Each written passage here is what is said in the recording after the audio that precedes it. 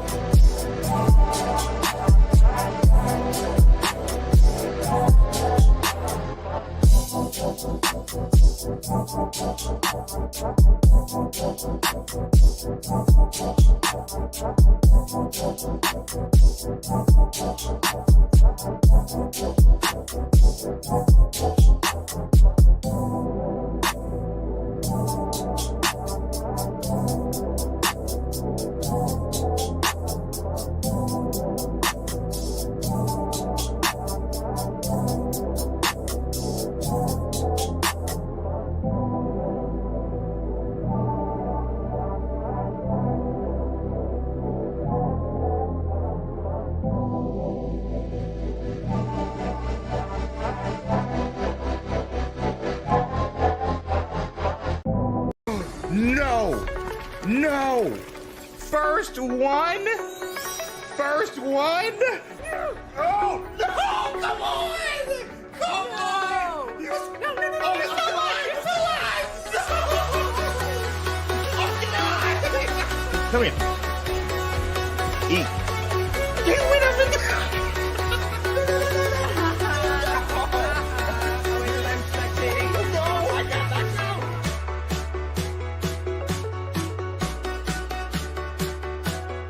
Eric coming in like every night.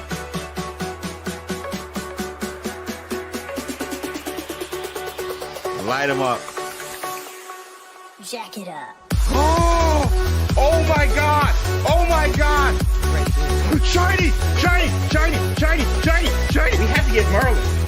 We have to get Merlin. What is it? Water orb, I have this. Done. Gabby, go. Whoa! Oh my God!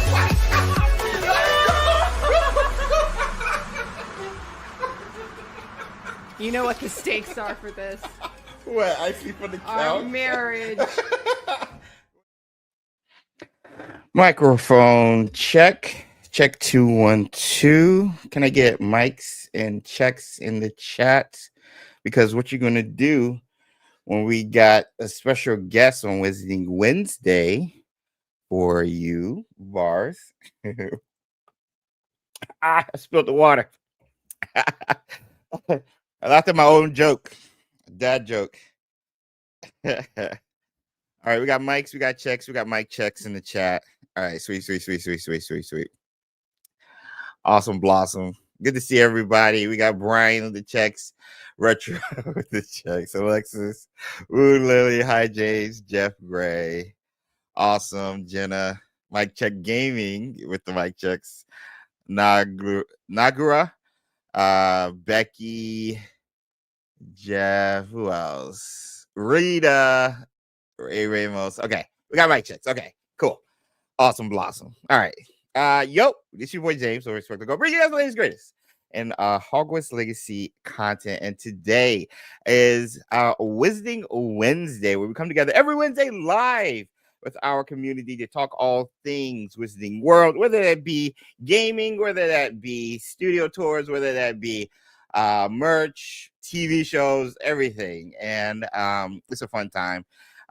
But today we got a special guest to talk about the recent news that we've been covering for the past week or two regarding Hogwarts Legacy, specifically the sequel and what WB has plans for it. And we'll even get into the DLC Definitive Edition. But it's always great talking with a fellow content creator and the community at large, which is why I enjoy these live streams. And I haven't had a chance to really talk with Retro about this topic, who is our special guest today. I saw his video breaking it down and everything, but I think I might grill him and force him to make some answers. So let's bring in everybody. Let me get some yos in the chat. We can bring in a Retro into the feed. Let's see if we can do this. We got Retro. Hello. Yes. Okay. I hear you loud and clear. You hear me? Welcome in. I mean, I should say you're welcoming me.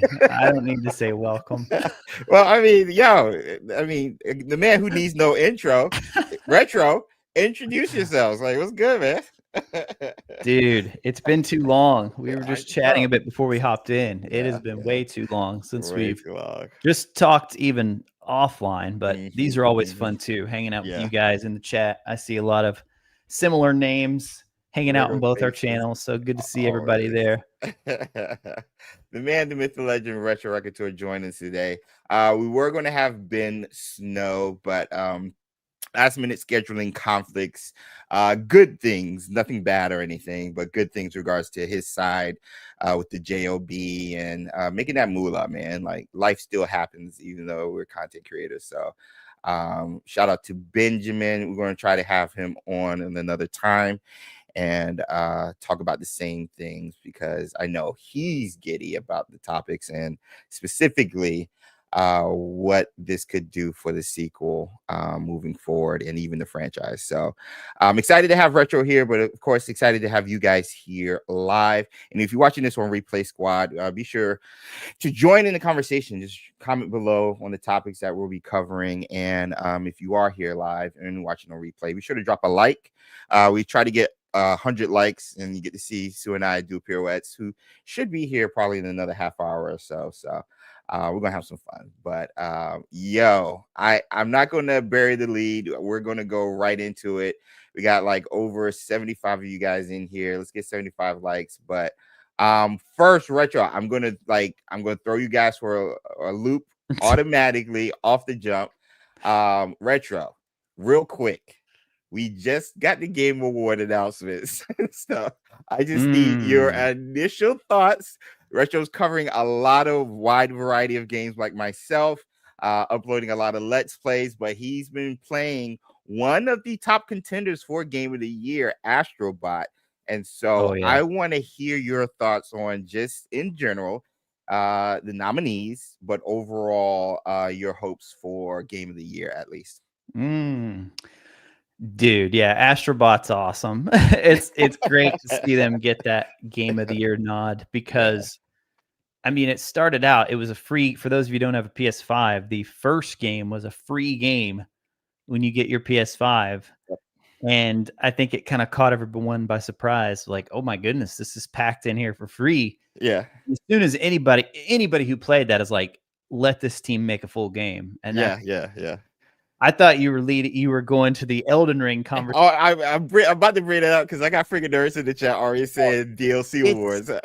I mean, I'll just say this: like, I love Shadow of the Erdtree. I think you played it too live. It's one of the best DLCs, maybe my favorite DLC ever. Mhm. And it is almost like a standalone game, but it's not. Yeah. So I'm torn. Like it is worthy of being considered game of the year, but it's just like it's not really. Oh man, it's so hard to define Shadow of the Erd Tree. If it was something you launched from a separate menu, like you Yeah. start the Yeah. game and it's like Shadow of the Erd Tree, boom, then you could kind of see more how like, okay, that is like a separate thing. But no, you do have to have played the main game and you have to be to a certain point in the game to even access it. Yeah. That's what I'm So saying. It's part of the game. It's part of the first game, which won yeah, game of the year in 2022, by the way. yeah. So So it's like yeah. it's tough. Like I honestly like I get both sides of it, but last year, like I didn't think Resident Evil 4, I didn't think like a remaster should have been in No, there for game of the year either. Even agreed. as good, Agreed. like Resident Evil 4, one of my favorite games ever. I Yeah. still need to play the new one, Yeah. but I'm just like, come on, it's just like It's it's a not remaster. It's it's not already a, been yeah, released. It's yeah. already been So released. I guess if I'm gonna stay true to what I said then, I have to say that it probably shouldn't be in there. As much as I love it and think anyone who's a fan of those types of games at all should absolutely play it. Yeah, definitely check out Retro's playthrough. Is that on the Let's Play channel or R2 channel? I can't Oh remember. man, yeah, it's on Retro R2 on the Okay. live. We did Okay. a bunch of live streams Yeah, playing check through those all out. that. Those were entertaining. I remember your wife in the chat early on talking about your fit and Oh reference yeah, that's Macklemore. right. She's That all was like, I don't pay attention to pop culture stuff, so I'm like, what are you talking about? So yeah, you got to check out at least that part. Talking about thrift store shopping and stuff like that, whatever. But yeah, check them out. But no, like I totally agree. I was talking about this with Friggin' Nerds Media over on Twitch. Give them a follow, show some love. I think they're in chat right now, and Yeah. we were saying the same thing. Like you're just setting a precedence that is I don't think is needed, and you're causing more confusion than again I don't think is needed. And the reason you can't like have a separate category for DLC is because there's usually not enough of them throughout the year to even warrant it and stuff like that. Yeah. And I know Elden Ring was amazing and like you've talked glowingly about it and review scores even show it. But at the same time, like DLCs, remakes, remasters, I think they should have their own categories, at least remasters and stuff, because we're starting to get a lot of those. And I know my favorite game of the year, Final Fantasy VII Rebirth.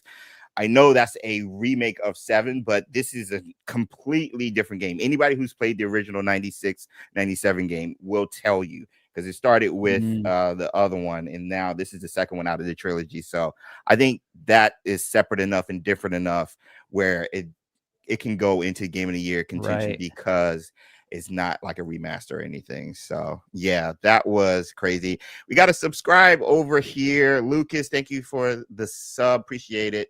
But yeah, I saw that and I just was like, I just shake my head because now and of the others, I definitely want to play Black Myth Wukong. I've heard real good things about that one. Yes. I haven't gotten around to playing it. Yes. I don't know about you, man, but like as I get older, I just find myself less interested in these shows and stuff. Like I think the last time I watched was when you and I did the joint. Was it Game Awards where we did that? I think it was the Game Awards. It was like hoping to get 3+ Legacy. hour thing, and like maybe half of it is actual gaming content, and then half of that is actual things you care about. I'm just like, I'm done with this, and I haven't watched it since. It's become a long ad. Honestly, that's all it is, and you might as well just check Twitter.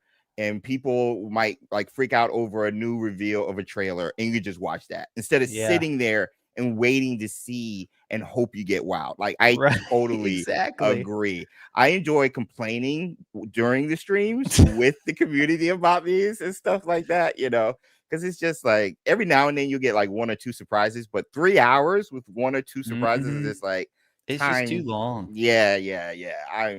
I'm with you on that. And I'm also like, it's just like there's so many. We talk about this every time I feel like we get together. It's like there's so many good games that like 10 years ago, before I had kids. Well, I had right around 10 years ago. My oldest is that age. But before I had kids, you know, I I would want to play every new release the day it came out. Yes. And the older you get, the more obligations you have. It's just like I can't keep up as fast as the industry moves anymore. Bro, And seriously. it's like so I feel like when I'm watching these shows, it just like it reminds me how far behind I am. And so I'm like, I'm trying to like disengage more from that and just enjoy the games that I want to enjoy from because like I have such a backlog of things I need to get through. Oh my god. Yeah. And you know what, when we doing the platinum trophy runs, like I'm replaying some of my favorites. I'm replaying Uncharted right now. Oh It's man. like I'm just replaying a classic. I've never played it.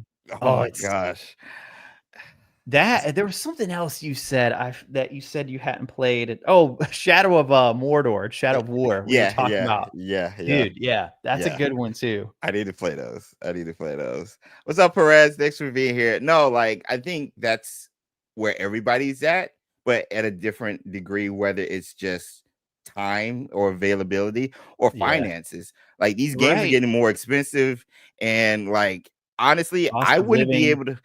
Cost of living, everything, like groceries, all that stuff is getting more expensive. So now you have to pick where you can splurge. You know what I'm saying?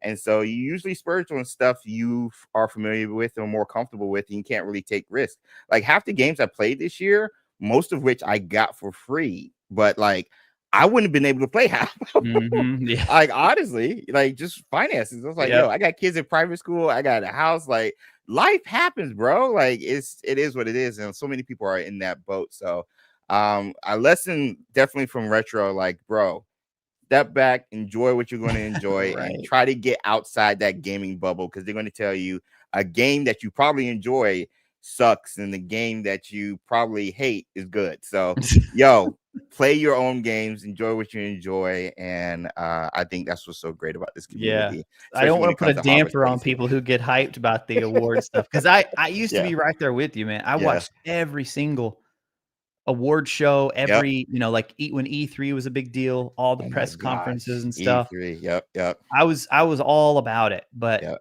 I don't know. It's just as you age and hopefully it's wisdom. Exactly. Like exactly. Appreciate the things that I know I love, and I'm sure I'll get around to some of the new stuff. There's some things it's like, okay, when that gets announced, that is going on my radar for like day one. Like Shadow of the Erd Tree, for example. That was a must play when it came out. And we were just talking about that because I was like, my Let's Play schedule, I'm just finishing off the year with Outlaws, which is getting a huge update tomorrow. I saw that. And Indiana Jones. Those two games, I'm finishing off the year before we go into next year, which is just going to be covered by GTA 6. But Assassin's Creed Shadows, definitely looking forward to that. I'm still waiting for your Harry Potter playthroughs. I have the 4 games now. And I want to say Goblet of Fire and Prisoner of Azkaban I have on the GameCube.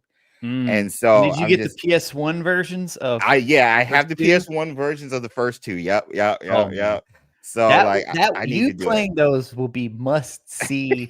I've never played them, watch. Never played those. So it's those, and they're fairly lengthy. Like my full playthrough is about 8-9 hours, which I feel like for a PS1 game, that's pretty sizable for like a third person action game. That's for sure. Pretty good amount of and that's not going around and exploring everything. I will love watching you play. I'm excited to play it because my kids want to join me.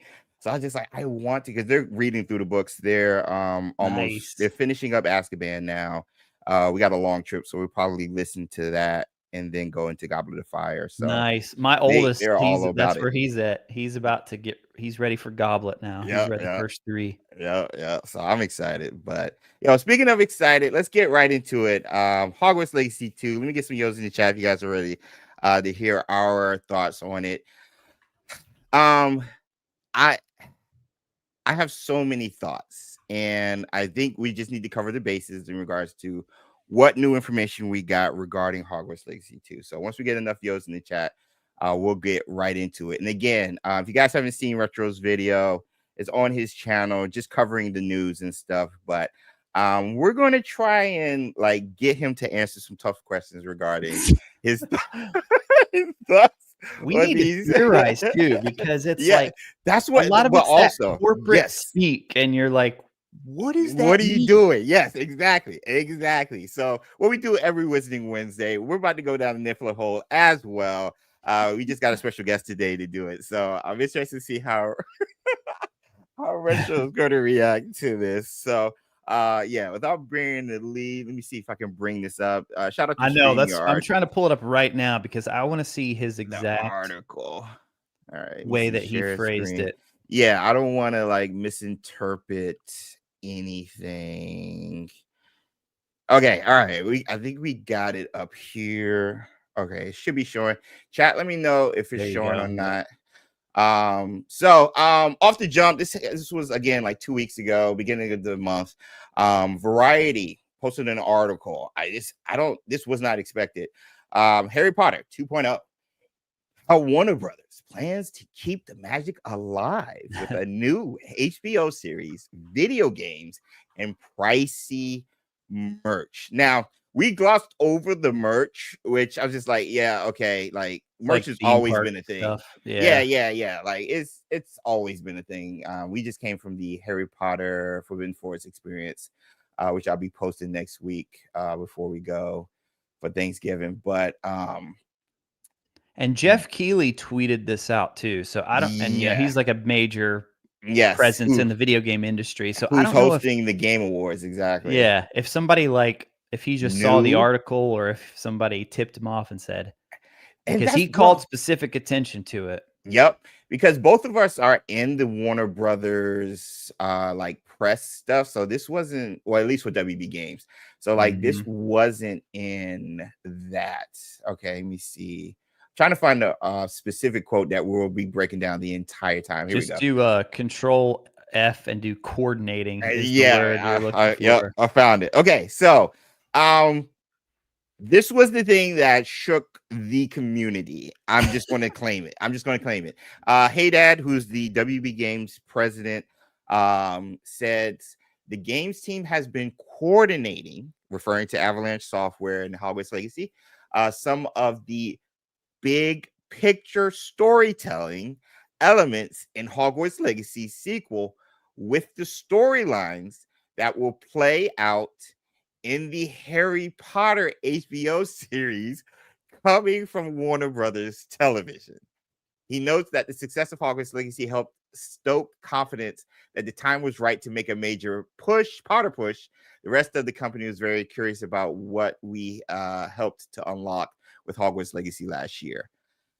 I'm so annoyed that they didn't direct quote him on the coordinating Yes, stuff. yeah. I'm like, I want to know how he said it. How did he say it? What was he like? This is right. This is your wording. Like, there's no quotations on this right now. So, like, what do you mean? So, off the jump in chat, feel free. I have a Q&A section at the very top of the chat where you guys can ask your questions, and then we'll come in at the end of the stream and answer your questions kind of in the rapid fire. But we might cover it just upon talking about this. But Retro, I saw your video, but just overall initial reaction to this. This was the thing that stood out.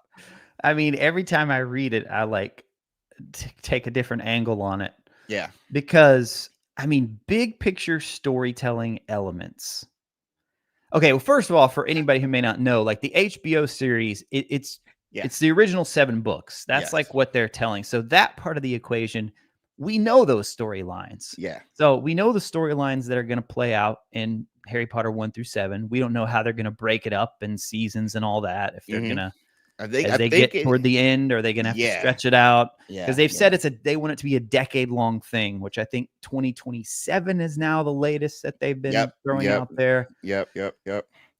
So, because at first when this came out, we're like, "Oh, does this mean Hogwarts Legacy 2026?" And then like a few weeks later, that guy, the other guy, I forgot I can't think of his name right now, but he's like a CFO or Blois, somewhere. Casey Blois was like, 2027. So honestly, like I don't think it means that it's going to be, because some people took that as like, oh, they're making they're making the games to go along with the TV show. So we're getting Harry, I we're did getting see Ron. that. I did see that. Yeah. That's not how I take it. No, not at all. No. I'll tell you what I hope it means is that it's gonna give them, and I think you mentioned this too, is I hope this means it's giving Avalanche more freedom to touch on Yes. founders of Hogwarts. Yes. Like, Yes. why do we have these keeper people that we Yes. know nothing about when they very clearly could have used the founders for more of this storytelling stuff? Yes. Stuff like that. Yep. And so when he says big picture storytelling elements, I mean, since Sorcerer's Stone or Philosopher's Stone, since that comes first, Right. that's what my mind immediately goes to. So it's like, okay, what are the big lore details that happen in the first book that they could touch on in Hogwarts Legacy if they keep the time frame? Yeah. There's so it's like we could get stuff on the stone itself. Yep. We could get stuff on young Dumbledore, which we talked at length about in the lead up to Hogwarts Legacy. Like, are they going to do young Dumbledore or not? And he would certainly fit into a big picture storytelling element. Yes. Or do they jump forward ahead a little bit more? Like, do we start to get into the Tom Riddle era? I honestly don't think so. I don't think they're going to move away from, because I know a lot of people saw this and are like, oh man, no more Sebastian, no more Nat. Right. That's not how I read it. I could be totally wrong, but that's not how I read it. I think it just means that they're going to have a little bit more freedom to kind of play around with the actual lore details and things that happen in the series. Yeah. That most people would be excited about. And then I can't remember if it was this article or another one talking about JK's involvement. It may have been another one. Is this article? Oh, is it this one? About how they're something about canon. Yeah, about the whole canon thing. And so there, it it? seems like there's going to be a bit more freedom there now. Yeah, right here. So Rowling is not involved in managing the franchise, but WB, the executives, keep her updated by her literary agent. If we're going, and I quote, if we're going to ever go beyond a canon conversation, we make sure that we're all comfortable with what we're doing, says Robert Oberschelp. I just butchered that. Discovery's head of global consumer products. So they mentioned canon right there. Yep. Which is retro. This is Hogwarts Legacy is canon. I'm just saying it. It's just Wizarding Wednesday. We're going there. Hogwarts Legacy is about to become canon. It's about to become canon. And I was thinking, like, okay, how it can become canon. Dumbledore talks about his 12 uses of dragon blood, for example, right? When he was inspired by poppy sweeting. Boom. Like poppy is now canon. You know what I'm saying? Like stuff like that. Yeah. But when they said big picture, I'm like, oh, like this, wherever the Hogwarts Legacy franchise narratively goes, it's going to have some tie-in to the Harry Potter series. Yeah, I mean, that's how it reads to me. That's how it read to me. It's not we're doing a Harry Potter video game. No, Hogwarts Legacy, which is a brand now, which is a franchise now, is going to tie into the Harry Potter series. And I talked about this with Friggin' Nerds last night. DC is doing the same thing. James Gunn and Peter Safran, head of DC Studios, their new studio over there at WB, they're doing the same thing where their video games is also not Suicide Squad, but the video games is also going to tie into the TV shows, which is also going to tie into the movies, and it's all going to be like one medium, one cohesive story across multiple mediums. And it sounds like, just based off of this at least, because later on, I think a week later, we got them talking about how they're going to focus on Hogwarts Legacy, Harry Potter, Mortal Kombat, and some other titles, DC, particularly Batman when it comes to the gaming. So it sounds like they're focusing on kind of bringing this all cohesive, because I'm just going to call a spade a spade. WB has not had a lot of dubs since last year. And they're like, because all of these reports are coming from reports like quarter 2, quarter 3 calls with stockholders and the board and all this stuff. All this information is coming out from those, which is public and you're allowed to listen to. And they keep mentioning Hogwarts Legacy, which is their only dub for a minute when it comes to WB games. And they're like, yo, Hogwarts Legacy killed it. Let's just ride their coattails and use it as a spring, a spring to catapult the TV series. So let's connect that. So if you're watching the TV series, we're going to reward you for having played Hogwarts Legacy by mentioning something, or vice versa. Hey, if you're playing the Hogwarts Legacy game and you're also watching the Harry Potter series, we're going to mention the Harry Potter series in the Hogwarts Legacy game, at least a sequel or something like that. So I think they're just trying to ride the coattails of Hogwarts Legacy at the end of the day, which I'm fine with, as long as there's no outside, like, too many chefs in the kitchen, because let Avalanche cook, hashtag.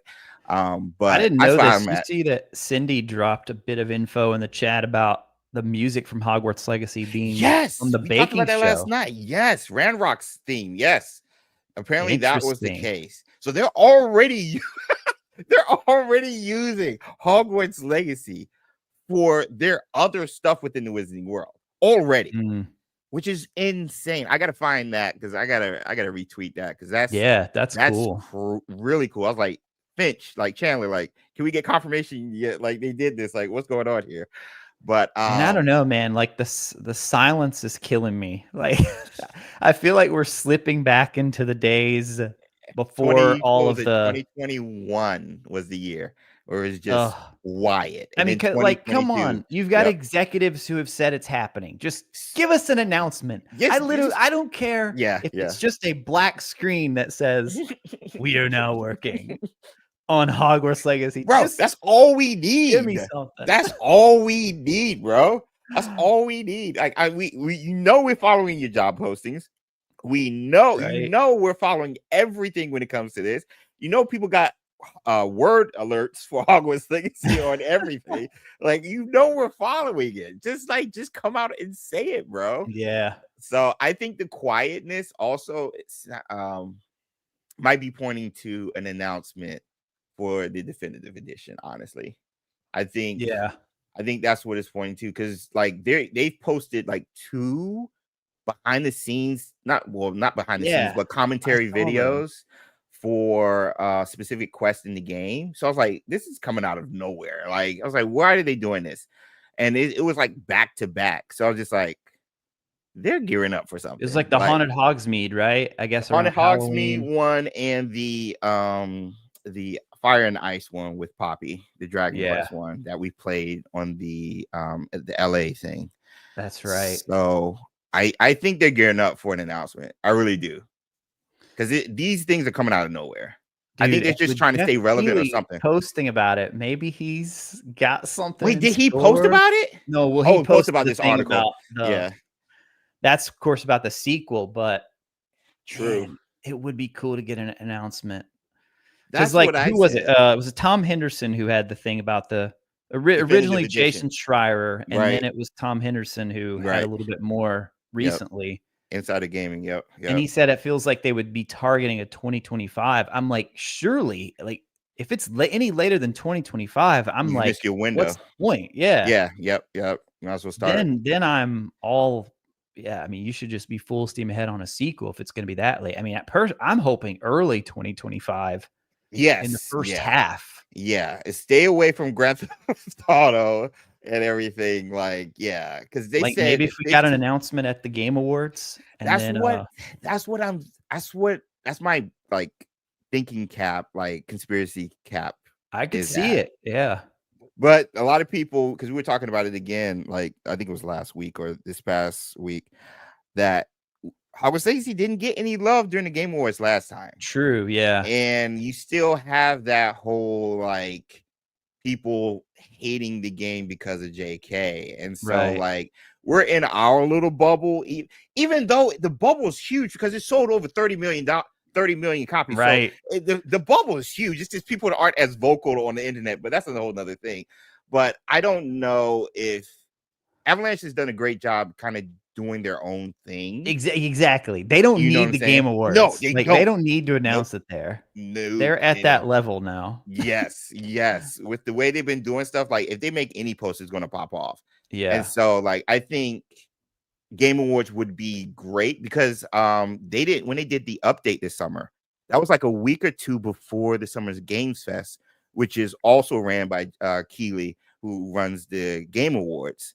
So even then, when they announced the updates with the trailer and stuff that Chandler did with Andrew, which was hilarious, I think, yeah, they don't need it, but I just think it would be cool to have it there just because they got snubbed last year. So wishful thinking, but I think we're going to get something because they've been active quietly, but they've been active. And so I'm just like, we're going to get something. I think we're going to get the definitive edition before summer of next 2025. WB's pushing it. They already said, I think it was Schreier who reported about Rocksteady helping them work on it. And the fact that they're saying we're going to get 15 to 20 hours of extra content. Like, I did a comparison in one of the videos when I reported this. I was like, Jedi Survivor, if you just played through the game, was like 25 hours. That's it, without trying to like 100% it. I think it added like another 5 to 10 hours if you did that. There was another game, Spider-Man, was around that area between 25 and 30 hours. So like the fact that we're getting a DLC, possibly, still not confirmed by WB and them, but the fact that we're getting the definitive edition possibly with 15 to 20 hours of content, or 10 to 15 hours of extra content, I was like, bro, that's like half a game right there. You know what I'm saying? So like, we got to get something, because I think it's going to be a while before we get the sequel. I think it's going to be a while. Maybe 2027 is hopeful, which is around the time the Harry Potter series, but I think late 2027, 2028 like is the window we're looking at, honestly, unless they get that big staff, because they're still hiring, and WB gives we have no stuff. idea how big Avalanche is now. Yeah because it's like we talked about before, they had a lot of people working on contracts on the first game, so all these new job postings we're seeing, it's like, are they just getting those people back, or are they getting those people back plus doubling, tripling in size? Like some people in the chat are mentioning, Rocksteady's been, that was in Schreier's report, they've been helping out with the definitive edition. And so that could free up the main Avalanche crew to be working on the sequel. Because they definitely, I mean, the fact that they're already talking about coordinating big picture storytelling with the show, they're going to want it to release somewhere fairly soon. Yep. Doesn't have to be like day and date, but I feel like within 6 months on either side of the show releasing, they want the game out. Yes, you have to. Makes sense. You have to capitalize on everything. Like, it's going to be a year of Harry Potter. It's going to be. It's going to be. So like, that's where my next question is going to go now. Release date. Okay. For the definitive? No. Oh, both. For the sequel and the TV show.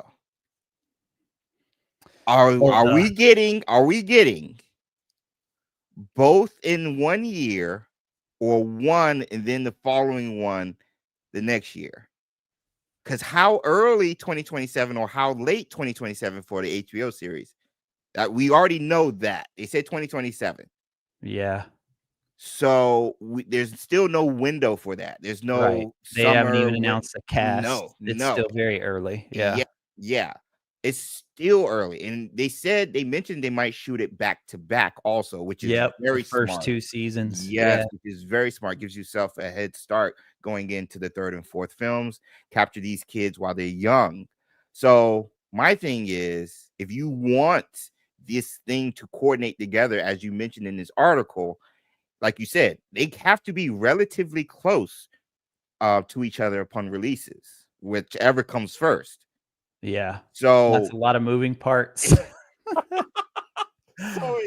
so many moving parts. You don't want to step on each other's toes either, because you don't want the show to take away from the game, and vice versa, the game take away from the show. So there's got to be some separation. I think they know, and I think Avalanche has probably earned enough respect now that they can voice their concerns if they see that we can't ship by this date. You know, if they Right, say right, that, right, I right. think they would be heard.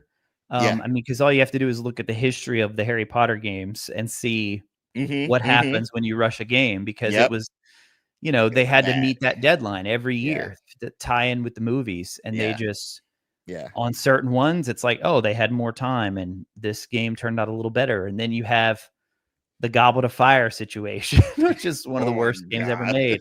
Deathly Hallows, one of the worst Potter games ever made. Those were both pretty bad. So yeah, it's like I do think they will try their best to release them within, you know, it doesn't have to fall in the same calendar year, but like Right. let's say game comes out holiday 2027 and then early 2028 you get the show, or flip that around. The Yeah, game vice comes versa. out early Yeah, 2028. yeah, Because I mean the one thing is, and you know, you talk to, I'm not a game developer, as we always like to remind yeah. people of. Exactly. We don't We know know how a long lot, stuff but we takes. don't know a lot. But from studying, you know, the industry, you can see once you already have kind of that base there, and Mhm. if they stick with the Yeah, same yeah, structure of Hogwarts, the yeah, same general, yeah, all that stuff is already done. yeah, So a lot of that work that took so long with the first game, you don't have to do all that anymore. So yeah, development time should be faster on the yeah. second game, Agreed, unless you're agreed. just moving to completely new engines, which I think they're moving to a new version of Yeah, Unreal, but that yeah, yep. that shouldn't be like, it's not a Too completely crazy. different, yeah, No, not a no, completely no. different thing. Plus, you've already got the layout of the castle, which Yep. we've heard from Boston just how long that took originally and how big it Yeah, used to be, and yeah. Oh like my all god. that kind of Yeah, stuff. It's like that work's done. yeah. So that gives me some hope that the development time won't take as long as it Mhm. did on the first game. Agreed, agreed. I don't think it's going to be like back in the day when we got Ocarina of Time, and then like the next year, Majora's Majora's Mask. Mask. Yeah, yeah. Just one of the most insane release schedules ever. Two of the greatest games of all time. I'm pretty sure it was Still. just like a year Yep, between yeah, them. yep, yeah. But yeah, like I mean, honestly, like I could see the game 2026 even if You they're could? already, yeah, You yeah, could? yeah. I mean, because we're already, because it shipped 2023, February 2023, and Yeah, so we're already, dude. This coming February is gonna be crazy, man. The yeah, 2-year celebration, yeah, yeah, yeah. that's gonna be Well, insane. okay, so but the thing is, and I always slow people's roll with this. Yes, it released in February, but it didn't fully release until November. The Switch, yeah. So technically, it's only been a year of a full release because they were working on it the entire year. I remember And I talking to mean, Todd. we don't even know how many of them are still working on it That's for what I'm definitive saying. edition. Exactly. Because like when you say Exactly. Rocksteady's working on it, is that like They're helping. the whole team is moved over, or Yeah, it's like yeah. 10 people? Like I mean, what are we between them talking getting here? fired because they fired some cats over at Rocksteady, and then they said they have a small group working on the next game that they're going to publish or develop.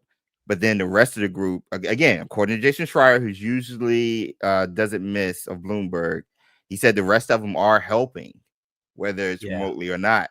So, like, I just think 2026 is real early because it's only been a year. Right now, it's only been a year. It feels like 2, but it's only technically been a year because they were working on the Switch one. And so I'm like, okay, if we're going off November now, so then November of 2025 is 2 years. November of 2026 is 3 years. So late November of 2027 could work if they release the show early 2027. So I think Yeah. 2027 is a great date because even with the DLC definitive edition, that's if we get it next year, that's directly 2 years between its release and possibly the release of the sequel. So if they kind of span it out within 4 years and every 2 years, possibly we get a DLC while they work on the backwards compatibility of the new game, I think that could work. I think 2027 is a Yeah. possibility. I really Oh do. yeah, for I sure. really do. I really do. I posted in the chat if anybody can quickly research, or if anybody remembers because like how long was the first game in development? That would give us some ballpark. When did we So start making videos, James? I Because I we want had, to remember we had the 2020. leaked trailer. That was 2028. I mean, that was 2018. That was 2018. The leak So trailer if was 2018. So they The had reveal to, trailer is 2020. okay, so the leak was 2018. So we know like at least around 2017 then Yeah, that yeah. they were working on it. So Because that it would was be because it was supposed to come out in 2021. You remember also. So right. that would be 4 originally. years if they did it 2017. If they started working 2017. Now I do know about how they got it going in regards to their relationship with WB and how they had to pitch it and how they Right. got PlayStation involved. I do know that. I can't talk about it, but I don't know the time frame. And so if we go off of that retro, because there was a lot of footage in that 2018 leak, there was a lot of footage. And so they had at least a base game established, or at least started working on it in 2017. So if the initial release date was 2021 after the reveal trailer in 2020, then that's 4 years. Right. So they were originally thinking they could do it in 4. And Yeah. it ended up being 6, 5 to 2023. 6. Yeah. Steffe said that Alan, I thought she said Alan. Maybe read somebody else's. But somebody said something about Steffe said Alan said it was about 5 years. So yeah, I think years. like 5 to 6 years sounds Yeah. right. So Yeah. that's for the first game.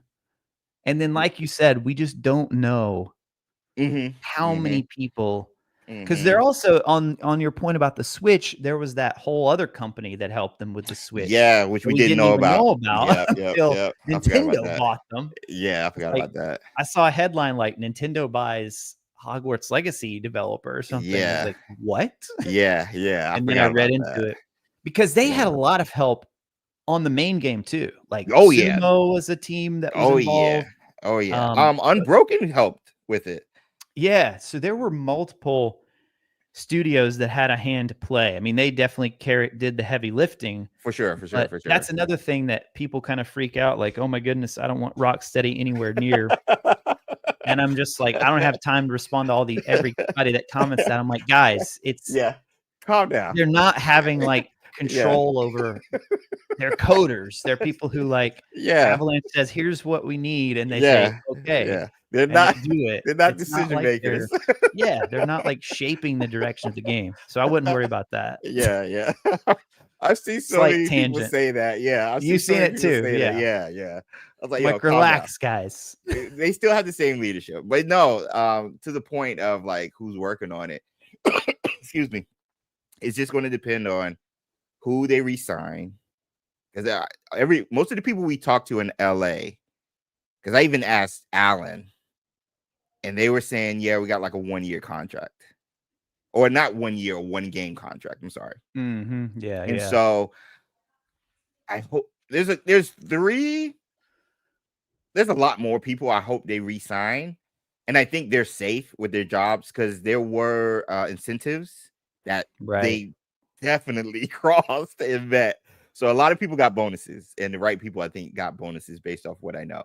But there's a couple of people I really hope they bring back, especially with the lighting. Dallin Jones specifically, who helped with the character creator, but also the designs. He was the one that pushed the Ron robes being in there. He did a lot of the wand works and stuff like that. He even helped with the Azkaban fit. He was a part of the coloring book video in there. He was in there. I met him. Amazing cat. He just got married. Shout out to Dallin. But a couple of other people. Definitely Todd, just so he can rep Poppy. Combat Todd? Or? No. Todd, who worked on the Poppy Quest. Combat Todd, yes. I was like, isn't there another Todd? Yeah, there is. Combat? There is. But there's a couple of other people, but it just depends on who they bring back. And I just hope they keep everybody there. And if they're unable to, at least keep top brass. I don't think like John is going anywhere. Blackburn, founder of Avalanche, he's not going anywhere. I hope Alan doesn't go anywhere. I doubt Boston's going anywhere. I know Eric and Chandler are probably going to be there throughout the whole process. So I just hope they keep the top brass because the marketing was amazing for the game. Like they just, hey, I'm unsure about this or whatever. Like, can we go dark? boom, Sebastian Dark Legacy thing comes in. Like, I don't know about the ambiance or whatever. ASMR comes out of nowhere. We loving it. I'm still asking about sitting. Like, can we get boom? Got a post about jumping and everything, and then comes out of nowhere. Sitting, the sitting one hasn't have yet. I'm sorry, jumping. So like, I hope the marketing team with Andrew, Eric, and Chandler at least. That wasn't a Freudian slip, guys. Yeah. James doesn't know that sitting is coming to the game. I don't know anything. Gonna be getting a text from Chandler. How dare you? Yeah. Please. I'm not bringing any unforgivable. What is it? The oath or whatever, the blood oath that you can't say anything. I forgot what it was called. Unforgivable. Yeah. Or no, unbroken. Unspeakable something. I can't remember. Yeah. Why are we? I don't know why. Why can I not think of this? Right I promise we know Harry Potter people. Vow. Unbreakable vow. There it is. I'm not. I'm not bound by any unbreakable vows. I promise you guys. Well, anyway, I did want to ask this though. You lost. How? Oh, there you go. How are they going to do this? How are they going to connect?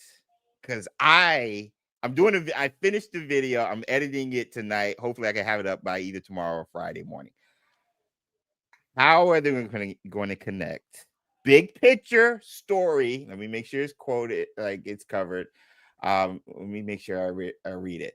Says the games team coordinating some of the big picture storytelling elements in Hogwarts Legacy sequel with the storylines that will play out in the Harry Potter HBO series. How would they do that? Like, what is a storytelling element, right? How are they defining that? I hope it's more. It's a big picture, though. It's big picture. So it's got to be a main narrative that continues. You know what I'm saying? Like, storytelling element by itself, I would agree. Like, what is that? But they said big picture.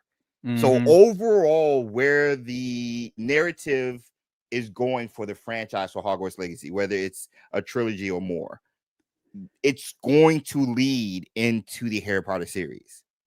My question is, and we've talked about this the past Wizarding Wednesdays, the past two ones, how are they going to do that? Because I would love to hear. This is where we get our thinking caps and go into the Niffler holes now, ladies and gentlemen. How do they connect? I mean, there's so many ways you could go, right? And the big thing I feel like we need to know first is the time frame. How far ahead are we jumping in time?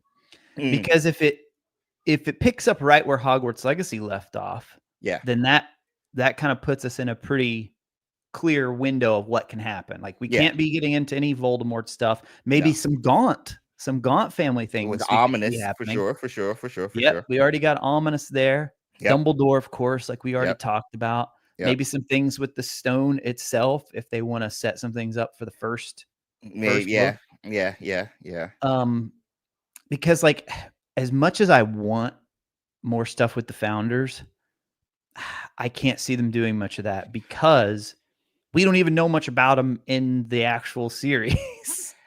Unless they wanted to give new stuff, which I'm totally on board with. But if they want it to tie into something that's going to happen in Harry Potter, that series, then I can't see as much there. Unless they did something with the chamber.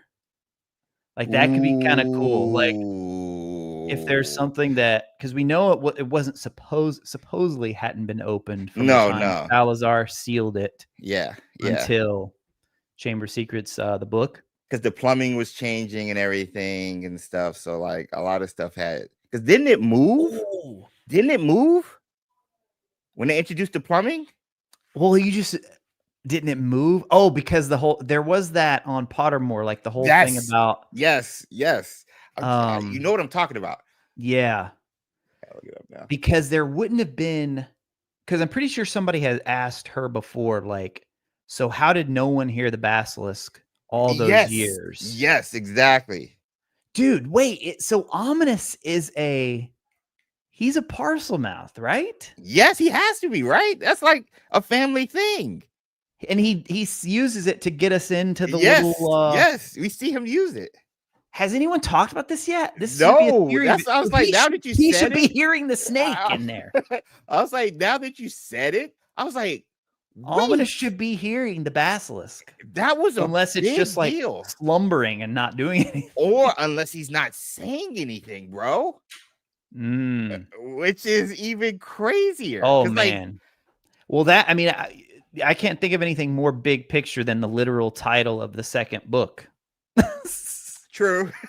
So True, if they true, wanted to go that true. big picture, true. oh man, yeah. See, that's the thing, Moon Lily. Like they have to be very careful with how they do this in a way that you can't just True, memory true. charm everything away. True. Like true. whatever that happened at the end of that one Fantastic Beast movie, Yeah. where they're like, they all First forget one, now. Yeah, and then it was undone in the second one. Jacob remembered everything. Yeah. So gosh. hopefully it's not anything that level, but like they could definitely do something with the chamber secrets. I don't know Yeah. how you could do it, even if we're not actually going in, but ominous mentioning like, I keep hearing this thing, guys. I have no idea what it is. Oh my gosh, Becky brought up a good point. Since he's blind as well, he would have been the perfect candidate to open the chamber and not be petrified or killed. Oh my gosh. That is Oh so true. my gosh. That's so true, Becky. Oh my gosh, McKinster, the location of the chamber never changed, but the point of access changed over time. Okay, that's There what you go. changed. Okay. And I finally, mean, he once is plumbing was actually introduced. an heir of Slytherin. Yeah. So yes. he would have even been able to control the basilisk. So maybe they can't go too far into that realm because it's pretty clear once Voldemort shows up that he like, oh man, but yeah, I'm thinking about that line when Tom tells him he's like only the heir of Slytherin. Only that's what I'm saying. Only the heir. So maybe Ominous did control it, and he's like, just go be quiet, go sit in that corner and chill, stop talking to me. Don't do anything. And then then Tom Riddle comes back and just screws everything up. Oh man, maybe that's why we didn't hear it, because he's just like, yo, be quiet. Ominous said. Bro, Ominous for the dub, bro. Let's go. Green hearts in chat for Ominous, bro. I didn't even think about the blind thing. Oh my. Oh, Silver Legion with another good one. Possibly something on the Mirror of Erised. In the game. Ooh. Because that plays a big role in book one. Yeah, for sure. Yeah. Well, we know Dumbledore lied to Harry about what he saw in the mirror. Because if we're going off Fantastic stocks. Well, I think he still saw Grindelwald.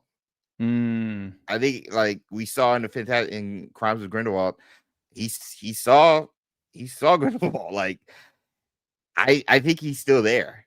Even after him being in jail and everything and defeating him. This is obviously years later when Harry's in the mirror looking at the mirror, but I think he still sees it. I think he's just like being like nice or whatever. And Mike Check Gaming just made a good point. So the basilisk, Slytherin Salazar put it into like a slumber. So it wouldn't have even been active. True.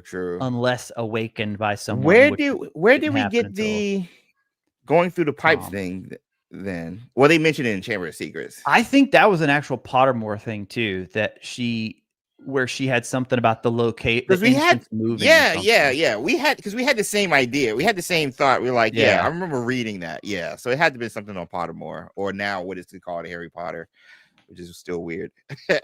Yeah, the only thing I can think of there is that it's like the TV show. I was in your chat that day. Most definitely. That has WB written all over it. Oh yeah, okay. I found the article. It was from 2015. Okay. Chamber of Secrets. The existence of the chamber was known to Slytherin's descendants. Whoa. Known? The existence of the chamber was known to Slytherin's descendants and those with whom they chose to share the information. Thus, the rumor stayed alive through the centuries.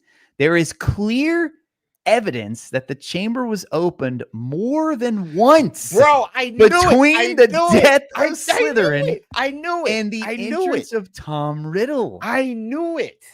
What? I When knew first it. created, the chamber was accessed through a concealed trapdoor and a series of magical tunnels. However, when Hogwarts plumbing became more elaborate in the 18th century, this was a rare entrance of wizards copying muggles, blah, blah, blah, blah. Yeah. The entrance to the chamber was threatened, being located on the site of a proposed bathroom. The presence in school at the time of a student named Corvinus Gaunt, direct descendant of Slytherin and antecedent of Tom Riddle, explains how the simple trapdoor was secretly protected so that those who knew how could still access the entrance to the chamber, even after newfangled plumbing had been placed on top of it. There's more in this article. I'm not going to read it all, but this thing about clear evidence that it was open more than once. Yes. Like what evidence? Go there now. Like that's what I'm saying. Like ominous. I'll post it in the chat too. Yes, please. Ominous. He took us to the cross, like, well, whatever the area for Slytherin was. I forgot the name of it. He took us in Sebastian there. He could take us to the chamber, bro. Yep. He could, bro, if we wanted to go, if we got morality and we wanted to go dark, bro. Well, remember in my the mysterious deaths video, the dude with the that clearly bred a basilisk, and was killed by it, and it's just apparently roaming the Scottish Highlands right now. Right now, I know. Oh my gosh, I don't think it's the basilisk, but I'm just saying, unless we got another one. Question: being ancient, you probably got eaten up by a dragon. Being ancient magic users. Would the basilisk attack our MC, as in it wouldn't kind of recognize a powerful witch or wizard, just observe, and if ominous opened the MC? I think it was, excuse me, I think it would still be controlled by ominous. So I don't think we would have anything to worry about if we even went in there. Because what Retro just read talked about the chamber being open, nothing about the basilisk, like, you know, being awake or being active. And I mean, if it is true, you know, Salazar did put him into slumber to awaken for the true heir of Slytherin or whatever to come through, which was Tom Riddle. So I don't think we would even have to worry about a basilisk. It would be interesting to see what else is down there, though, like what other trinkets and books we could find from Salazar. Dude, I can't believe I never referenced this in the lead up to Hogwarts Legacy, because people always said, I want to go to the chamber. And I'm pretty sure I always shut them down saying, like, nah, you can't. There's no way. You can't do it. Yeah. But this clearly says that it was opened. There is clear evidence that the chamber was opened more than once between the death of Slytherin and the entrance of Tom Riddle in the 20th century. Bro. That's the line right there. Yeah, that's it right there. Oh, that's insane. So we could have like oh man. And if we have Ominous with us, you don't have to worry about the basilisk, because he's an heir of Slytherin. He can literally tell it. But maybe we have to go down there for something.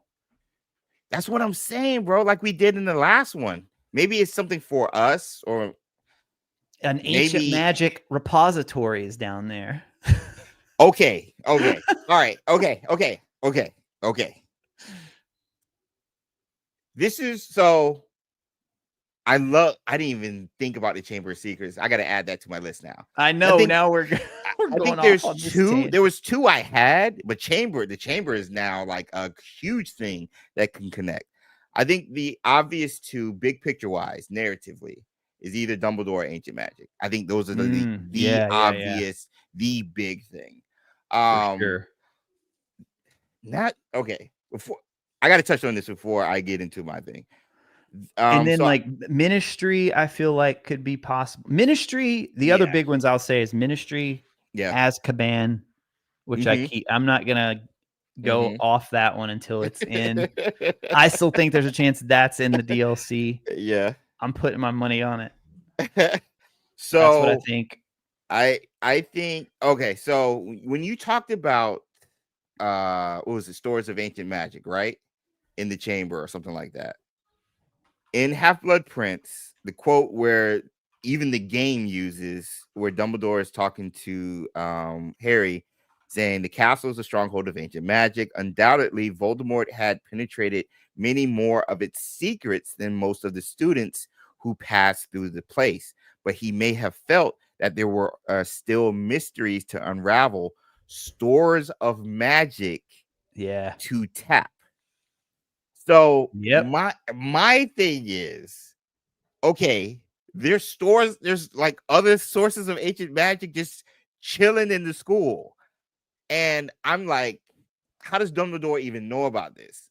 So I'm like, maybe a 7th year meets a 1st year Dumbledore, a 7th year who can manipulate and control ancient magic, takes Dumbledore under his wing or her wing, and maybe Dumbledore is a companion in the sequel or third game, and we kind of give him the ropes. Maybe they're a fan of ours because he heard about the heroics we had within the first one, and we kind of get backstory into him like we did with Natsai and Poppy. Turns out that our character teaches Dumbledore everything he ever knew. I'm just saying, because I will reference all my notes. I'm just giving you guys a video right now. So when in it the comes, ending, we give him his half moon spectacles. and the Luminaire. Because they said the Albus Dumbledore had had an aptitude for magical learning, which was such that eventually he grew up to become, arguably the greatest wizard of his day. But they mentioned, it was noted on Pottermore, that he had access to various highly accomplished teachers in his youth. It's us! Who would each have played a part in nurturing his magical skills and helped him reach his full potential. Dude, I can that's see the on tutorial Dumbledore. now. The tutorial is we're having to relearn the moves because you know how they have to design the game. Oh my gosh! But we're teaching. They're like, oh, this Albus kid, he's way too advanced. Oh my god, yo, Avalanche! If you're not watching the stream, that's the tutorial mission right there. Yes. Oh my. Oh my gosh! Because they even mentioned during his EWTSs